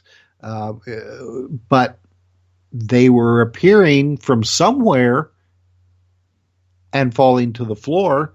So I don't know, a portal. That's as good as explanation, as any. Let's get back to time travel here. We got about 9 minutes, 10 minutes before we have to go to break, and we got a lot of stories to cover in the next 40 minutes that we have you on. So I want to get back to Andrew Basiago for a minute. There are a lot of people who believe this guy is full of BS, that he is someone who has created and manifested this story about time travel, so much so that he believes it himself, and that there isn't any sort of possibility that he could be actually telling the truth, and this was actually some sort of United States government time travel program. Do you believe that Andrew Basiago is telling the truth, a half-truth, or he is just some wingnut who just is a brilliant mind who is having a lot of success in selling people on his story? Well, I don't know how much success that he's having telling this story. I mean, as well as I do that for the most part, most people do not make a lot of money talking or writing about this kind of stuff. Now, I've talked to Andrew, several times, and he's a very smart man, and he's a lawyer, and as you said earlier, I doubt that if he was a whack job that he would be able to practice law like he does. And his stories always remain consistent. He has, as since the time that I first started talking with him, and that's been a number of years ago, he has never embellished his stories. He's never changed the details. They remain consistent. Now, one of the things that I find very interesting about his story, and this was something that I saw on a program where Andrew appeared, and he talked about this halfway house that him and his dad would stay. That was close to one of the locations that the government was using to induce these time portals, and they would stay in this house. It was just a nondescript house in a neighborhood, and the producers actually took Andrew to this house. And they were shooting outside this house, and the lady who lived there came outside. She was like, why are you out here taking pictures of my home? And Andrew proceeded to tell her what the house looked like on the inside, how it looked when he was there, and she admitted she had never seen Andrew before. And she said that, yes, that is what the interior of the house looks like. That it doesn't look like that now because after they moved in, they made some changes. But when they moved in, he described it perfectly. And I just always found that story very interesting. I mean, it's not a complete admission that the experiences that he was talking with were true. But I think it's very telling that something was going on that him and his father were involved with. Was it time travel experiments? I don't know. But obviously something was going on, and obviously Andrew believes it. Now he hasn't helped himself by talking about that he was going to be elected president during the last election, and I've often wondered why he would say that. Is that a little bit of disinformation to put out there? That's where he lost me. I'm going to be honest with you. The whole I'm the next president and I'm sitting in a room with a young Bill Clinton, a young Hillary Clinton, and a young Barack Obama, then known as Barry Soetoro. That's where he lost me. Yeah, it's bizarre, but you'll see that time and time again when it comes to people who come forward with this kind of information. They'll say some things that can be confirmed, and then they'll say something that's just so totally outrageous, it just seems to blow the rest of their story out of the water. And so it makes me wonder whether or not that's deliberate, whether or not it puts a story out there so that, you'll believe it, but maybe not completely. It's like a disinformation campaign. You put a story out there that has some elements of truth, and then you put some just basic untruths to it, so you just never quite know what's going on, and then the wilder aspects of the story make you go, oh well, everything else that they're saying, that's not true, so everything else that they're saying isn't true as well. So I wonder if that could be a situation with Andrew. Why he's doing that, I don't know. Why, if you don't want people to believe in your story, why come out and tell it in the first place? So I don't know. Again, that's it's one of those mysteries that that makes this whole subject just so fascinating to me. We got about 2 minutes in it before we got to go to break here, so I'm going to hit you up with this one. Why do you believe he is telling the truth? What convinces you outside of that lady's house that Andrew Basiago is the real deal, or maybe there is something to that? Because when I look at him, and he keeps on saying, and I've researched him ad nauseum, that there were like 110 or 130 of these child chrononauts. Why hasn't anybody else come forward? Because there is strength with numbers. Right. Well, I didn't say I necessarily, believe him 100%. I believe that he is saying something that he believes in.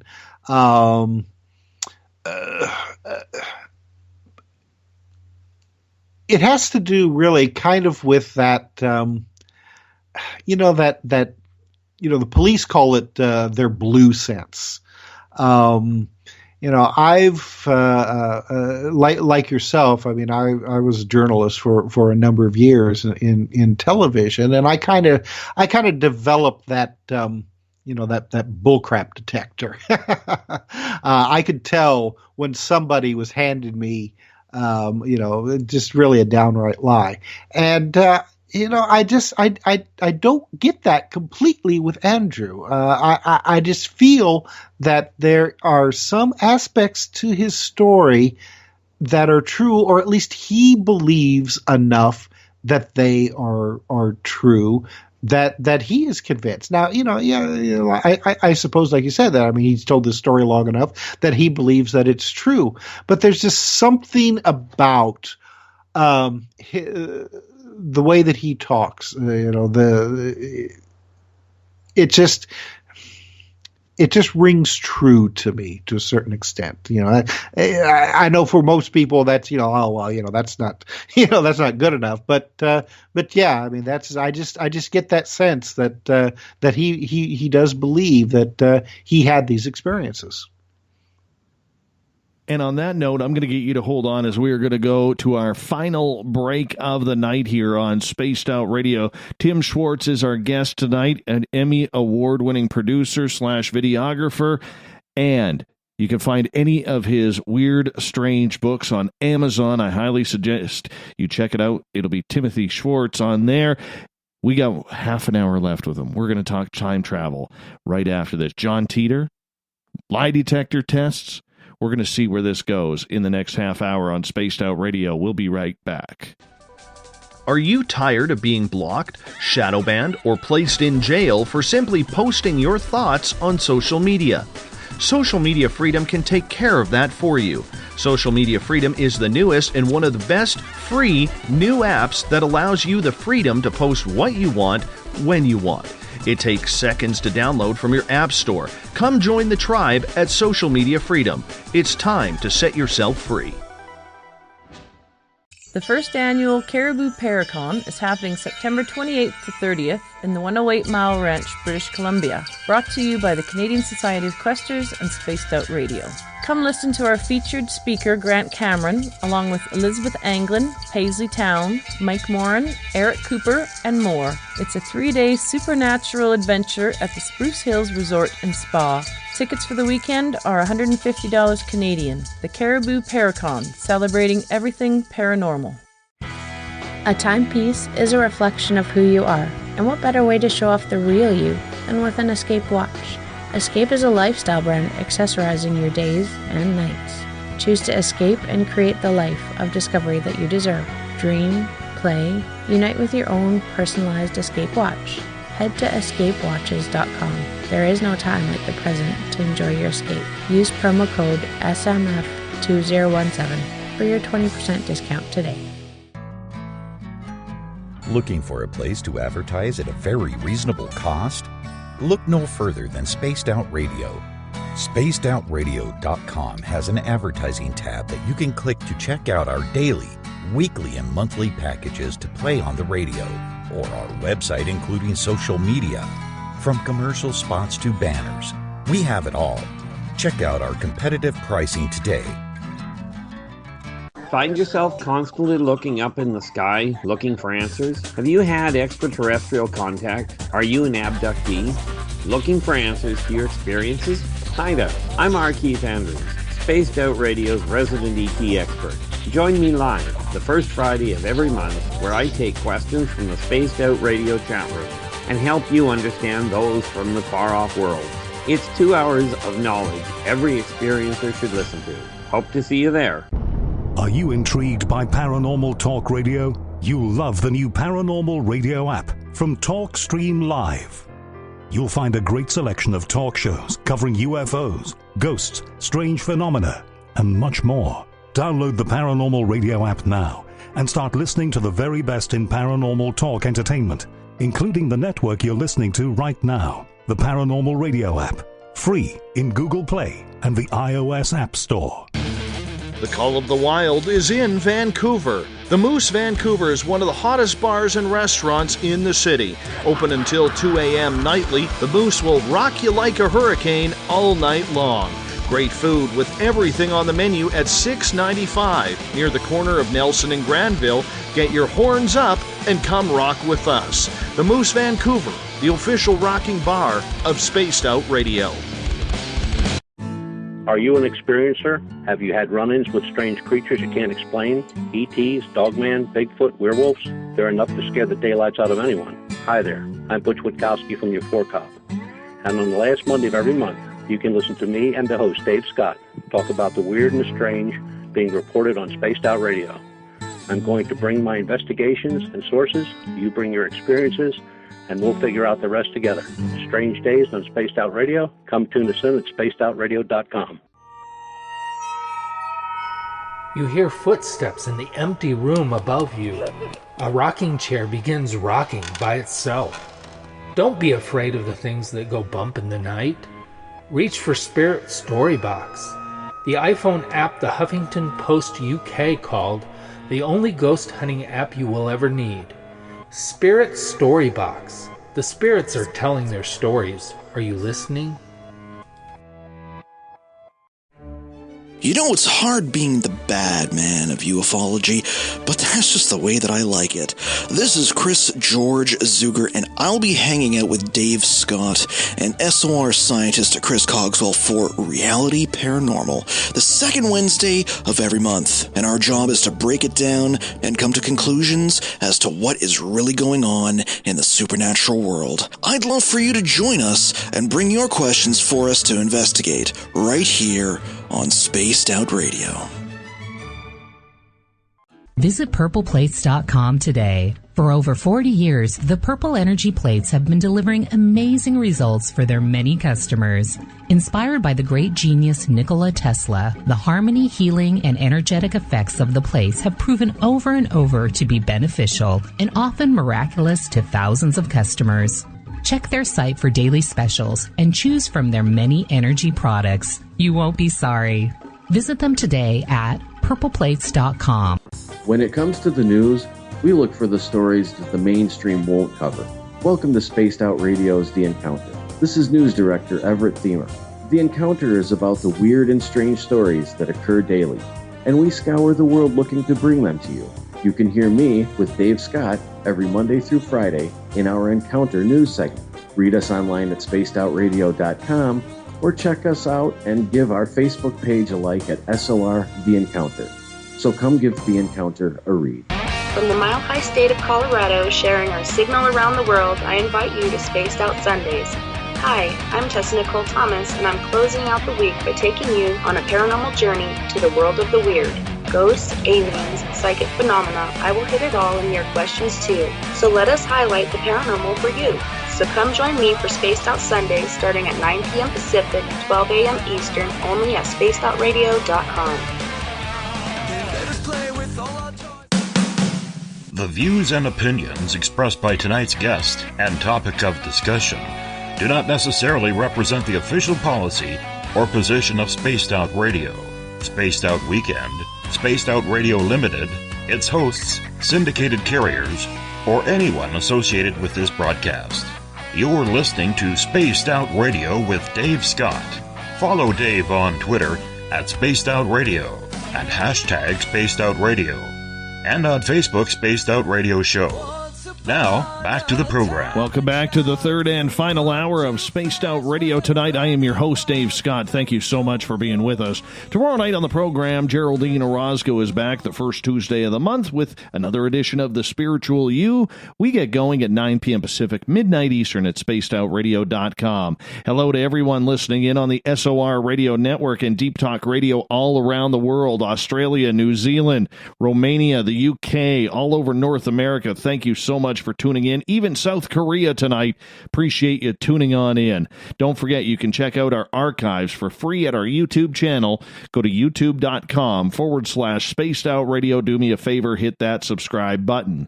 No Bill Cardwell tonight, but we've set the password for the SOR Space Travelers Club. It's 88 miles per hour. 88 miles per hour is your password. Be sure to use it wisely, Space Travelers, as we set the password each and every night right here on the mighty SOR. Our website is spacedoutradio.com, where we have a plethora of features for you. You can rock out to Bumblefoot, shop at our store, read up on the encounter online, and so much more. Don't forget, you can also check out questers.ca. That's questers.ca. Click on the fall conference. Get your tickets right now for the first annual Caribou Paracon, presented by Spaced Out Radio and the Canadian Society of Questers, is this month, September 28th through 30th. Great getaway holiday up in beautiful 108 Mile Ranch, British Columbia at the Spruce Hill Resort and Spa. I think you would absolutely love coming up to this event. Tickets are about $115 American. That's $150 Canadian. Yeah, exchange kicking our butts up here for Canada right now. So make sure you come up and have a good time. For the final time tonight, we introduce our guest, Timothy Swartz. You can find all of his books on Amazon. He is a firm, studious researcher on the subject of time travel. Tim, welcome back. All right, thank you. I'm having a great time tonight. I hope your audience is enjoying this as well. Oh, I think they are. This show is flying on by, just flying, which I absolutely love it when it does. I mean, I hate it because sometimes it just goes way too quickly, but I absolutely love it because it means we're all having a good time. So thank you for that. Oh, my pleasure. I'm just really enjoying it. And you know, I mean, that's one of the mysteries of time. I mean, scientists have actually written papers on this, and, you know, like, why does time seem to go fast when you're having a good time and drag when you're not? Well, it's time travel. Yeah, it is.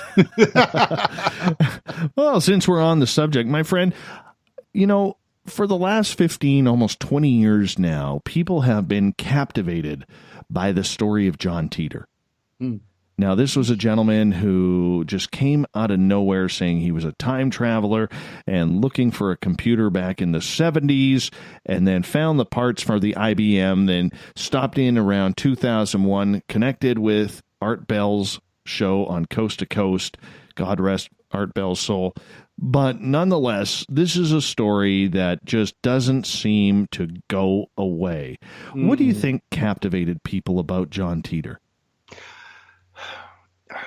Boy, you know, that's taken me back. I was actually part of that original forum that Art Bell had when John appeared and started writing his stories. So I was in on that from the very beginning, and there was just something believable about Titor's story. His search for the IBM computer. And gosh, what was it? It had the ability, I guess, to what was it? To use, I guess, a program that wasn't available any longer from his apocalyptic era. So, you know, he had to go back and take it with him. I mean, he always had an explanation. I mean, people would ask him all kinds of questions, and and if he didn't know, he would just come and say that he didn't know. And but a lot of the things that he talked about, I mean, really seemed possible. At that time, he talked about a coming civil war in the United States. And because of that civil war, then there was a nuclear exchange from other countries who had perceived that now was a good time to take the United States out, and they did. But one of the things that I think fascinated a lot of people was that he admitted that probably because of his coming to the past, that he may have changed the future. That even though he may have been able to go back and to deliver his computer that he had found from the 70s, that he probably would not be going back to a future that he originated from. That just the fact that he went into the past was enough to alter his timeline. Now, of course, that's also a convenient explanation if the things that he predicted were going to happen didn't happen. And we now know that they didn't, that there wasn't a civil war, and there wasn't a nuclear exchange. And like you said, his story has persisted, even though more than likely it was a hoax. Yet, there is actually another guy that has come out recently saying that his name is John Teeter, that it's almost what's the word that I'm thinking of? That all the time travelers take on that name, John. But actually, the more recent John Teeter, he said it was just a coincidence that the original Tom, that his name was John Teeter, and that the one that started writing on the Art Bell forums was also John Teeter. Yes, that's the John Teeter 2 that yes. It seems like the late Bob Mitchell and Jason Quitt seem to get in a lot of hot water with. Oh, very much so. Well, we have both of them, John Teeter 2 and Quitt, on Exploring the Bizarre, Timothy Beckley and myself. Now, we had them on shortly after the last election, between Clinton and Trump. I had heard John Teeter Jr. or 2 or whatever name he has on Coast to Coast, and he was talking about who is going to win the upcoming election and the nuclear exchange that would then happen between Iran and the United States, where Iran would actually sneak an atomic weapon into the United States and detonate it near Washington. Now, when he was on Coast to Coast, he didn't come out and say it, but he alluded that it was going to be Hillary Clinton that was going to win the election, and that because of her screw ups, that he was going to make Iran mad, and that's why they bombed us. When we had him on, he said that no, we meant Trump the entire time, and that it's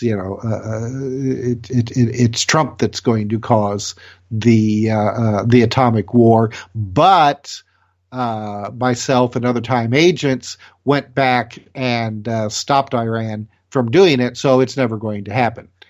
And Beckley and myself, we were like, oh well, that's convenient.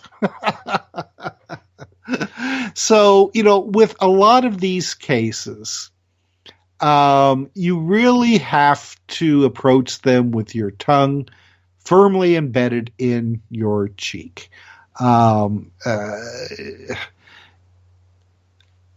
lot of these stories, they really sound good, but you have to decide for yourself whether or not you're going to believe them or not, and whether or not they offer the evidence and the verification to convince you whether they're true or not. And I think that ultimately the original John Teeter, while his stories really were good, and he had some, he actually produced a picture that supposedly, showed his time travel device.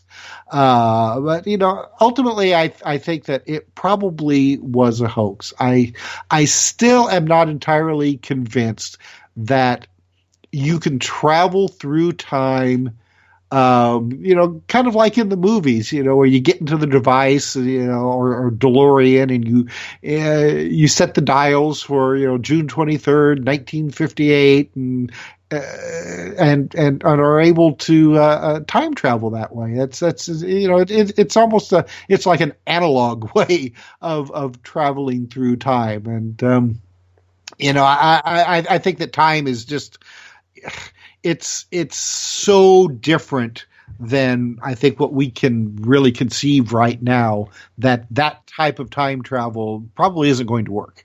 How does a guy like Dana Lee Stern Sr., also known as John Teeter II, get away with this and trying to capitalize financially off of this?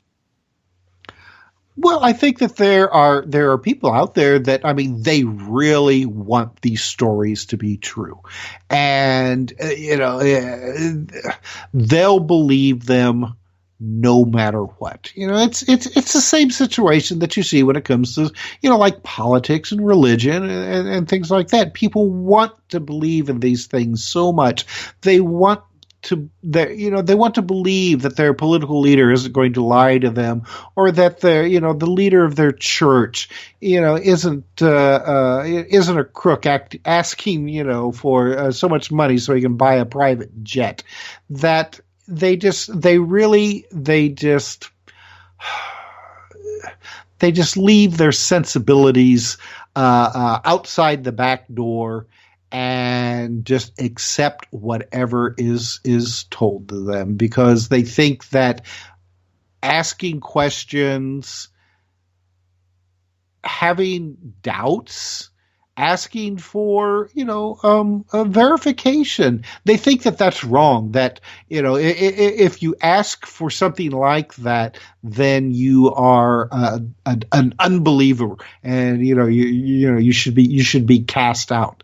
But when it comes to any of these types of claims, if somebody is serious about what they are saying and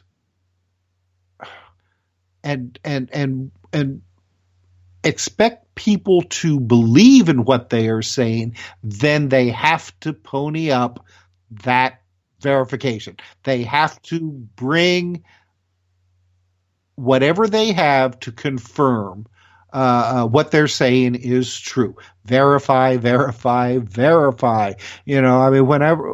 I was working the news game, you just never would take one person's a story for fact and put it on the air. You had to get it from several other people as well.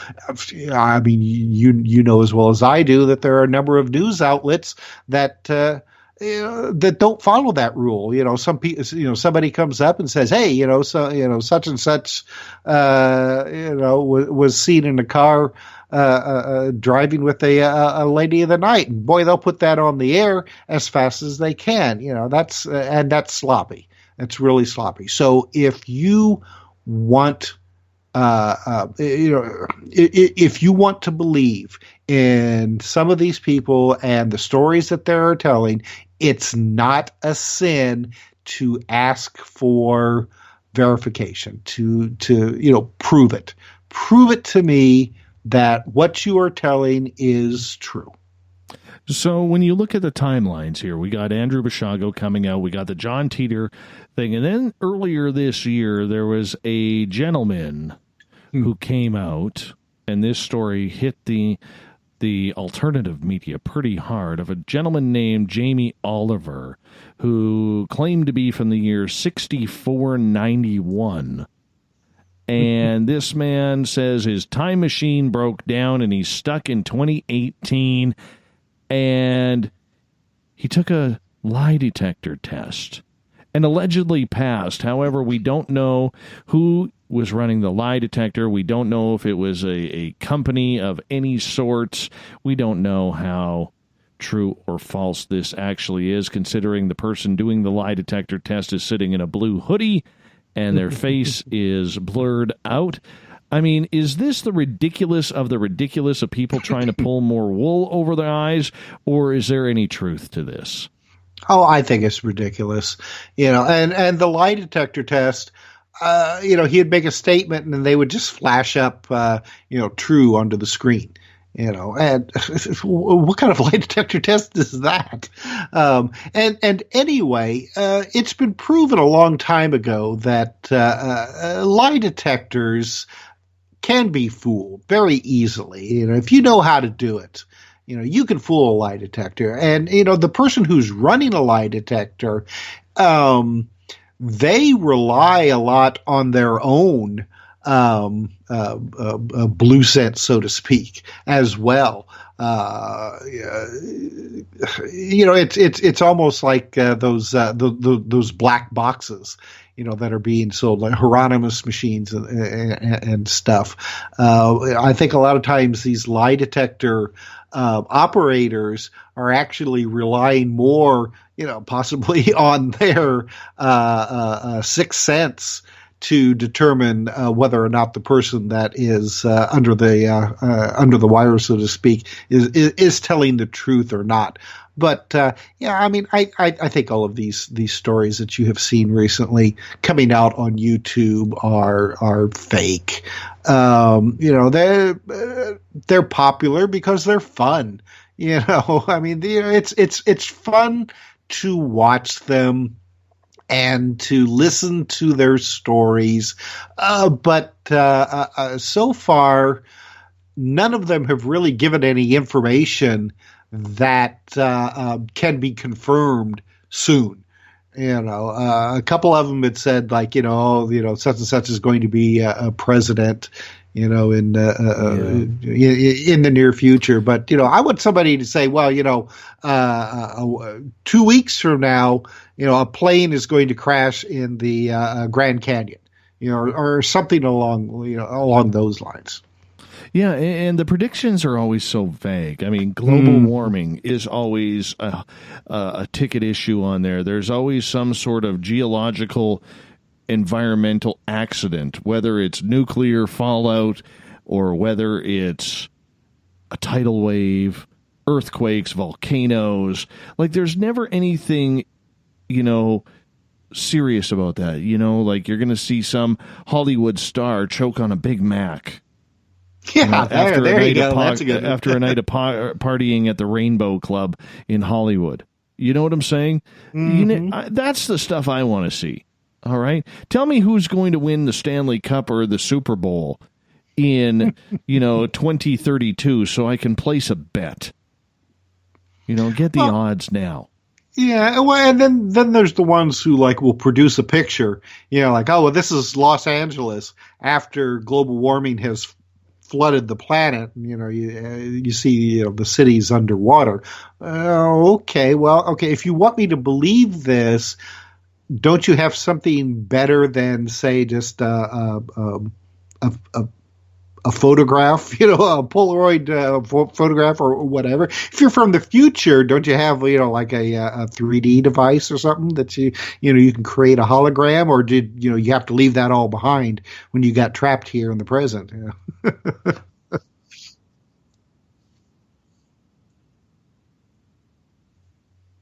I mean, if you're going through a time machine, are you not packing a lot of these essentials. How come they never have a toothbrush? How come, they are dressed in today's clothing? Mm-hmm. Like the guy on this video is dressed in a hoodie. Like, come on. Now, I realize they probably got him some clothes that's easy to be, fixed or whatever it may be. But, I mean, tell me some stuff that I need to know. What are we driving? Are we still on oil and gas in 6481? Or even on John Teeter's 2039 timeline? Are we on gas and water? Well, the thing about it is also that if you're coming from, what was that, 6341? I mean, that is so far in the future that humanity would probably be basically unrecognizable to present time. I mean, go in the opposite direction. What were we like that many years in the past? I mean, and languages are always changing. How could we sit here and say that this gentleman, who apparently speaks with a British accent, how can we say that he's using the exact same words that we are doing? I mean, verbiage has changed over the years and over the centuries. Mm-hmm. Well, and of course they always offer the excuse that, we can't tell you anything that's going to happen in the future because that'll affect the timeline. But what they're doing, even just coming on YouTube and talking about this, would be enough to affect the timeline. So, I mean, that's specious reasoning as far as I'm concerned. So let's go to the more logical question. Do you believe that time travelers, either from the past or the future, have visited? I do. One of my favorite theories is that at least some of the UFO phenomena could possibly be time travelers from the future. If you have the ability to travel through time, then from history that this was a period where people claim to have been seeing, a strange craft in the skies that claimed to be from other planets. So what better way then to disguise yourself to come back and study the past than if somebody ran across you? You don't say, oh, well, we're time travelers. You say, oh, no, we're from Zeta Reticuli. Yeah, that's it. That's the ticket. And then you can go about your, business, studying the past or what have you. And somebody has another good story about running into, little green men from Mars. It just gets a little ridiculous, does it not? Because, time travel is one of those things where I think we all want to believe.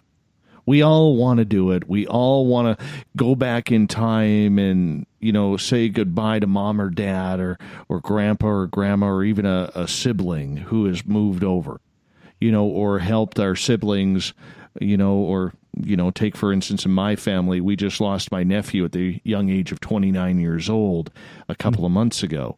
And, I think we all want to go back and try and make those changes for the positive because we miss them.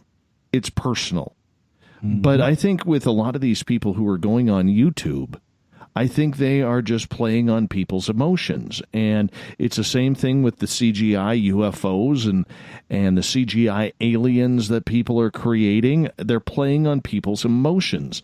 And to me, that is very dangerous for a field that is so wanting to believe that they'll believe almost anything. Well, it's all in getting those hits. My channel has 1 million hits because I've got a guy on here who claims to be a time traveler. Yeah. Is that what it comes down to, though? Is it's just life has become about clickbait in the research of this field? Yeah, I think for a lot of sites, yeah, YouTube is notorious for that, and I always tell people that if they saw something on YouTube, then it's probably not true. Don't use YouTube as a source. That's what I always say. I mean, if you think it's something that you could believe in, then try to get additional information from other sources. Don't depend entirely on what you're seeing from YouTube. YouTube is not a news source. My friend, we only got about 90 seconds with you tonight. This has flown way too fast. We literally time traveled through this entire show. So, Tim, I want to just quickly ask you if you could break down where our audience can find you with your radio show, with your books. They definitely need to figure that one out. Right. Well, you can listen to Exploring the Bizarre with myself and Timothy Green Beckley on the KCOR Digital Radio Network. That's KCORradio.com. We're heard live Thursday nights at 10 o'clock Eastern. Our website is conspiracyjournal.com, conspiracyjournal.com. And any of my books, you can find them on Amazon. Just type in Tim R. Swartz, and they'll all show up in abundance. My friend, what a pleasure. What a pleasure to have you on the show. This just flew by. That's a quick 2.5 hours. Well, thanks, Dave. I had a great time, and I hope your audience enjoyed it as well. Yeah, we're going to have to do this again. Oh, my pleasure. Yeah, we're not done this conversation. We'll look to get you in early in the new year. How about that? That'd be great. Thank you very much. Wonderful, Tim. Thank you so much. Tim Swartz, everybody. And coming up next, we have the start of the new week with the encounter with Everthemer. This is the winter of our lives. We come to play the final scene. The curtains closing in the darkness we expose what lies beneath.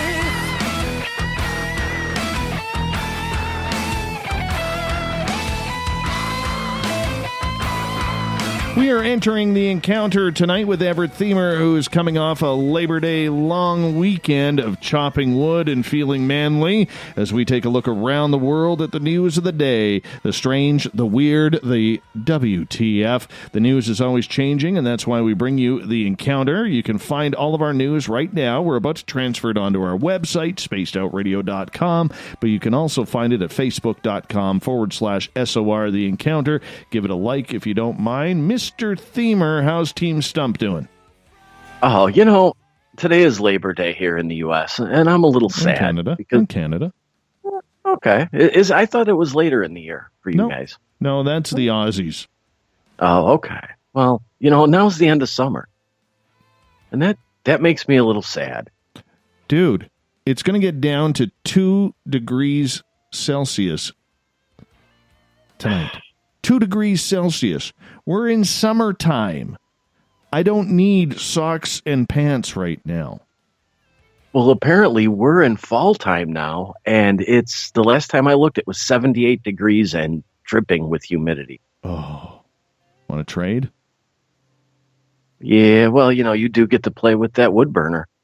Well, I realize that, but getting this is screwing me up because I know how much wood I need from October to April. I'm not prepped for September yet, man. Not prepped. This is honestly, it's causing me an anxiety attack here.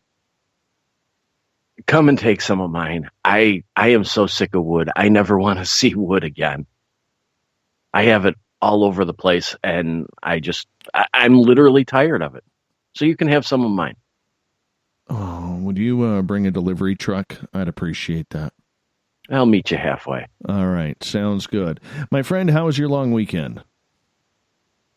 Like I said, summer's over, and now I'm sad. So I know. That was about it. I cut wood, played with the chainsaw, stacked wood. Yeah. You never go wrong with playing with a chainsaw, man. Never go wrong. I'm getting a little bit ribbed on Twitter at #SpacedOutRadio tonight because I accidentally let it slip that being Canadian, I did not wear plaid while out going to get wood. That's horrible. Even I put on plaid while I was using the saw. I know. I'm trying to be rebellious, break a stereotype. All right. But So nonetheless, you're telling me you did not put on plaid? I did not put on plaid. In like 80-degree temperatures, I put on a plaid flannel shirt to move wood. See, that's just a stereotype, man. You're allowed to just wear a T-shirt. That can be a little dangerous. Well, technically, I was wearing a plaid hoodie. Does that count? They were the big squares, though. The big squares, not the little ones. Did lumberjacks way out in the woods wear hoodies? No. Then I don't think it counts. Damn it. All right, fine. When I go out this week, I will wear plaid just to appease everybody out there in the Twitterverse at #SpacedOutRadio and our chat room so they can stop bugging me about gnomes. Let's get to the news of the night, my friend. A man in Italy went to the emergency room complaining of abdominal pain. Right. And x-rays showed that he had a long and large-sized foreign object in his colon. And it turned out to be a 23-inch long sex toy.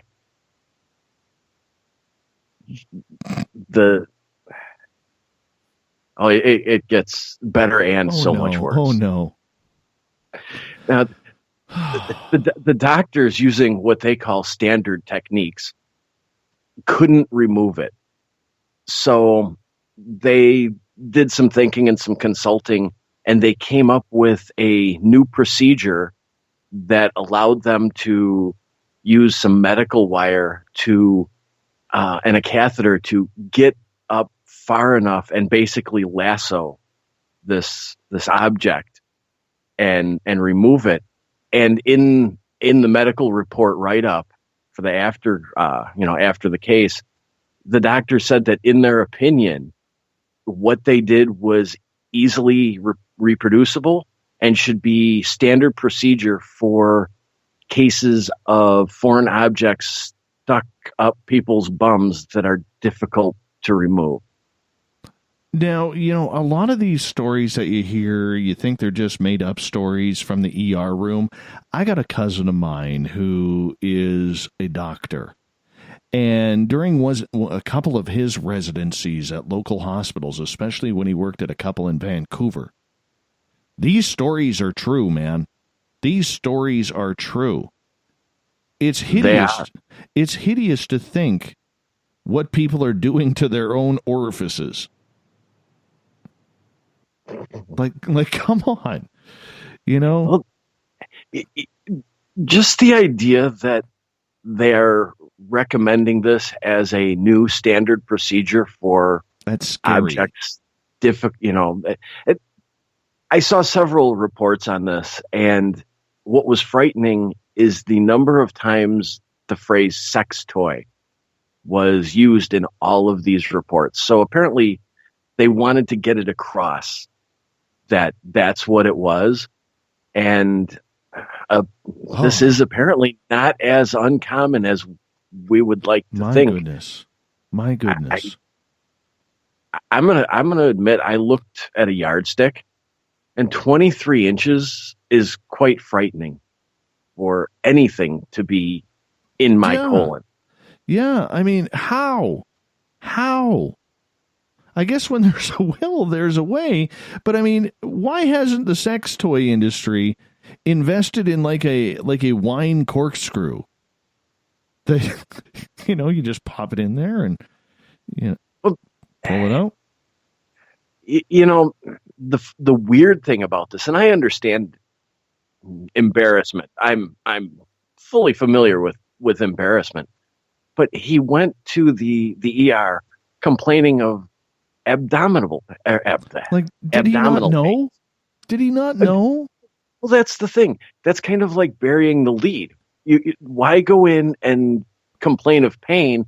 Maybe not mention that you have inserted something into your bum and it's now stuck. Oh, why go through all of the testing and things only to have to admit it anyway? Oh, that's just painful. I'm telling you, I'm cringing right now. So we're gonna have to.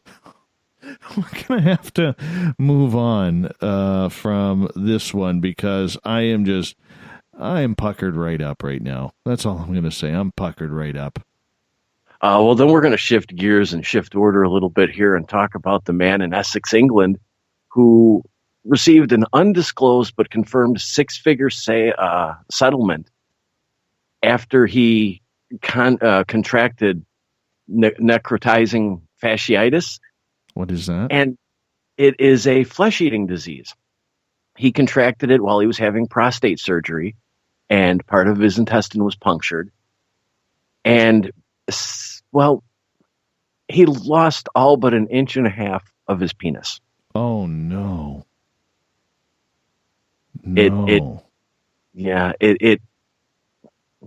basically killed the flesh of his penis, killed the flesh across his stomach, and he had to have part of his stomach muscle and stomach area removed. Apparently, part of his intestines are exposed at this point. Ow. It's... How do you get flesh-eating disease in a hospital? I mean, well, the way they clean everything.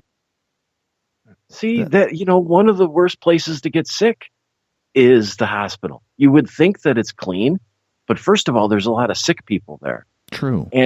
And second, we assume that the hospitals are always clean. We like to think that they're always clean, but there are various bacteria and viruses, staph, MRSA.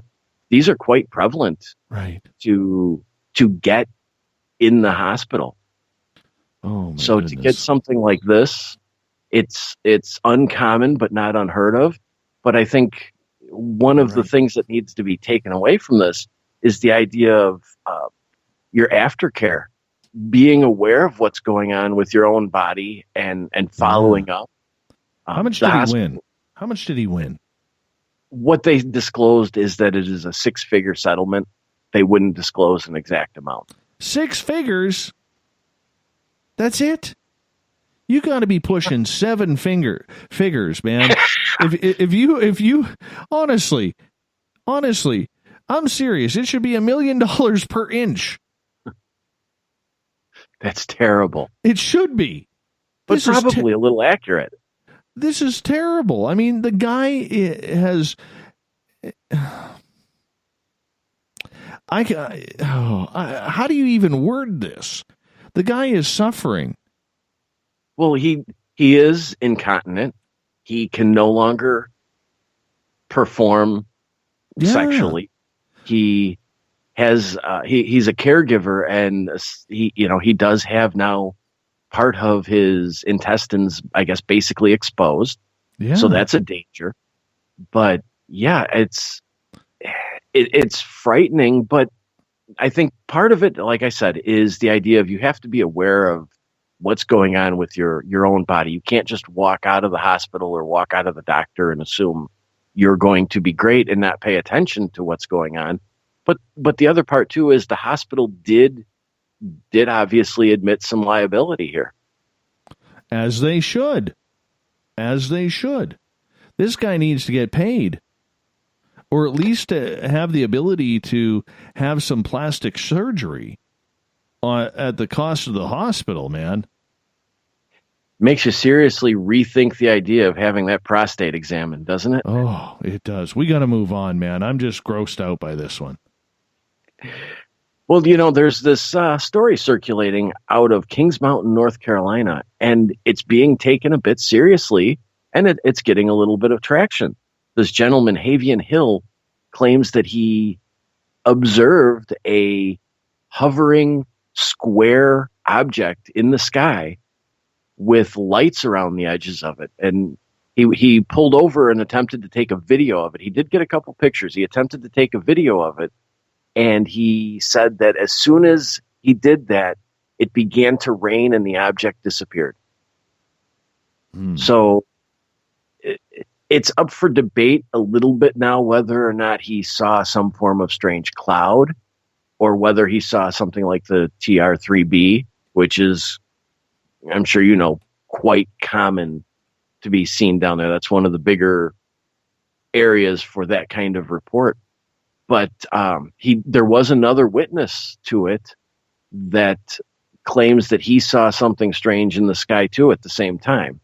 Right. So it leads one to wonder, was it something? Was it a government project? Was it something unidentified? But when you have two witnesses both claiming to see something in an area like that, and then to have it taken seriously by the local media, and I assume that in the next day or two it will probably expand a bit if it hasn't already in the last few hours. I think that's a big step. These square UFOs that literally look like blocks. Michael Schratt had talked about them on this show a couple of times when Michael was on, and they are rare, but they are said to be out there. And these squares, I mean, you think that wouldn't be feasible to fly. The triangles or the boomerang shape, you could see that it easily flies. But when you have a square, a big square or a rectangle up in the sky, you got to think, how the hell does that stay in the air? And if it's hovering above you, you would think that there would be some form of interaction, reaction. There would be some sort of disturbance that you would feel in the air. But yet people continue to make these reports and see these things, and there never seems to be. The ones that used to fascinate me were I don't know if you remember these or had a lot of these up there, essentially like a flying cube. Yes. Yeah. I've never seen one of those. I would like to see one of those because I would like to know how it flies. I've seen two black triangles. But I mean, this cube thing, this is a weird practice. And if you go check out Michael Schratt's work, go on YouTube, Michael Schratt. Schratt is spelled Schratt. He is brilliant when it comes to the secret space program and UFOs and all of this. And he actually talks about these flying cubes. I mean, it just doesn't seem logical that this can fly and that it can hover and it's not causing anything to the environment that would make it crash or that would make it, disappear. I mean, it seems to act like these black triangles do, where they can go in and out. And it's phenomenal. It is weird. It makes you wonder. And I don't know what the alleged or supposed propulsion system on the TR-3B is, but when you look at these reports, I have a hard time grasping the concept that it can just float there in the sky with no movement and not have some form of disturbance below it. I mean, you would expect it to be some form of I don't want to say necessarily rocket, but there has to be something pushing it against gravity.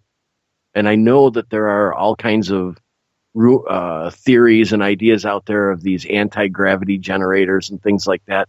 But if they're using something like that and people are seeing these things, I would think that the government would want to keep that much more hidden than it apparently is.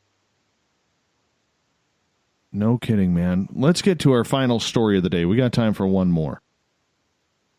Egypt has made a lot of news lately, from the sarcophagus juice to the mummy cheese. Well, now they've unearthed a new village in the Nile Delta that dates back possibly 7,000 years, which puts it before the time of the pharaohs. So this could be a history-changing and history-altering discovery. And it's an ongoing archaeological dig, but it kind of coincides with the building of a large museum dedicated to the history of archaeology and the pharaohs and Egypt's history, all designed to capitalize a little bit on the tourism. How big is this city that they have found? I'm not sure. They haven't, in the reports that I saw, they haven't given an exact size, But what they did find was some living quarters. They found silos with organic material in them, which could give us quite a bit of insight into what the Egyptians were eating before the pharaohs, before the time of the pharaohs, which in a way is a huge thing in and of itself. What kind of artifacts are they finding? This is interesting, man. Oh, what did they find? They found pottery, animal bones. There were some plant remains, which I think that will probably, between that and the animal bones, will seriously give us some good insight into the diet of the Egyptian people before the pharaohs. They found some tools. They found a lot of different things that you would expect to find in a settlement like that. How many DVD copies of the Golden Girls did they find? 24. Nice. Very nice. They also found a Blu-ray player and an old Dell computer. Oh, nice. Did they find any IBM parts that John Teeter may be looking for? There were no IBM parts. Oh, damn it. Commodore 64? Hey, I have one of those. All right. I'd still like to hook up with the old Atari 2600 that I had, man, as a kid. God, you're making me feel old. I have one of those, too, with the little cartridges. Yeah. Remember when ColecoVision came out and everybody our age was like, oh, my God, and you rushed over to your friend's house who got the ColecoVision? Can't believe my parents bought me an Atari or an Intellivision. Well, there was like that step ladder. If you had Atari, then came the Intellivision, which was better than the Atari. And then the ColecoVision came. Yeah. And that was just the best of them all. And I never had a ColecoVision. Neither did I. But I still have a working Atari 2600 with the original Donkey Kong and Pitfall. Oh, yeah. I loved those games. Those games. I'm still not good at them. Donkey Kong only had 2 levels, man. Hey, I'm pretty good at Chopper Command. Do you remember that one? Do you have the dials that have for the game Kaboom? Remember the round dials? Oh, yeah, the paddle things? Yeah. Yeah. Yeah. My mom was a big Kaboom fan back then. Big Kaboom fan. Let's get to the thought of the day, shall we? Excellent. Renee loves this song, by the way. Don't you, Renee, in the chat room? If you're listening out there and you haven't been in one of our chat rooms yet, you got to come join in one of the chat rooms. Today's Thought of the Dave, we do it every day. We post a question on my Facebook and Twitter accounts, and then we read your responses on the air because we absolutely love having audience participation on this show. So today's Thought of the Dave is this. What is your opinion on time travel, and do we have the technology to do so? Let's get to some of your responses, shall we? Raven says, I believe it is possible, and that it doesn't necessarily require technology. I think she's into astral travel. That would seem very fitting for that there. That makes sense. Graham, it can be viewing in the residence images of people by the Glockengrid who use it, but for only around 50 feet around it, and only of what time was recorded. Past life images are also said to be visible in case as far as back as Roman times and even before that. Very, very interesting. I did not know that. Daniel, time travel to the future is a fact when you travel at a significant portion of the speed of light or being close to a massively massive object. Your clock runs slower than the clocks on Earth. Time travel to the past is an unknown with a plethora, nice use of the word plethora there, Daniel, a plethora of paradoxical questions. That seems way too scientific for me. Michael says, to the future, opinion, 100% possible. Technology, yes, on an insignificant scale. To the past, opinion, in normal physics, yes, it's theoretically possible, but may not be possible with today's technology. In quantum physics, yes, possible.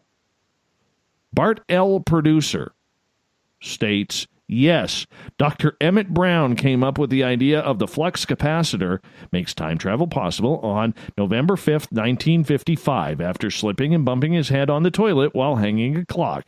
30 years later, it was developed. God bless the DeLorean. Oh, God, I love that movie. Just loved that movie. I love DeLoreans. Yeah, me too. Me too. All right, let's find out what else is happening. Helena says, of course we do. It's been hidden from us.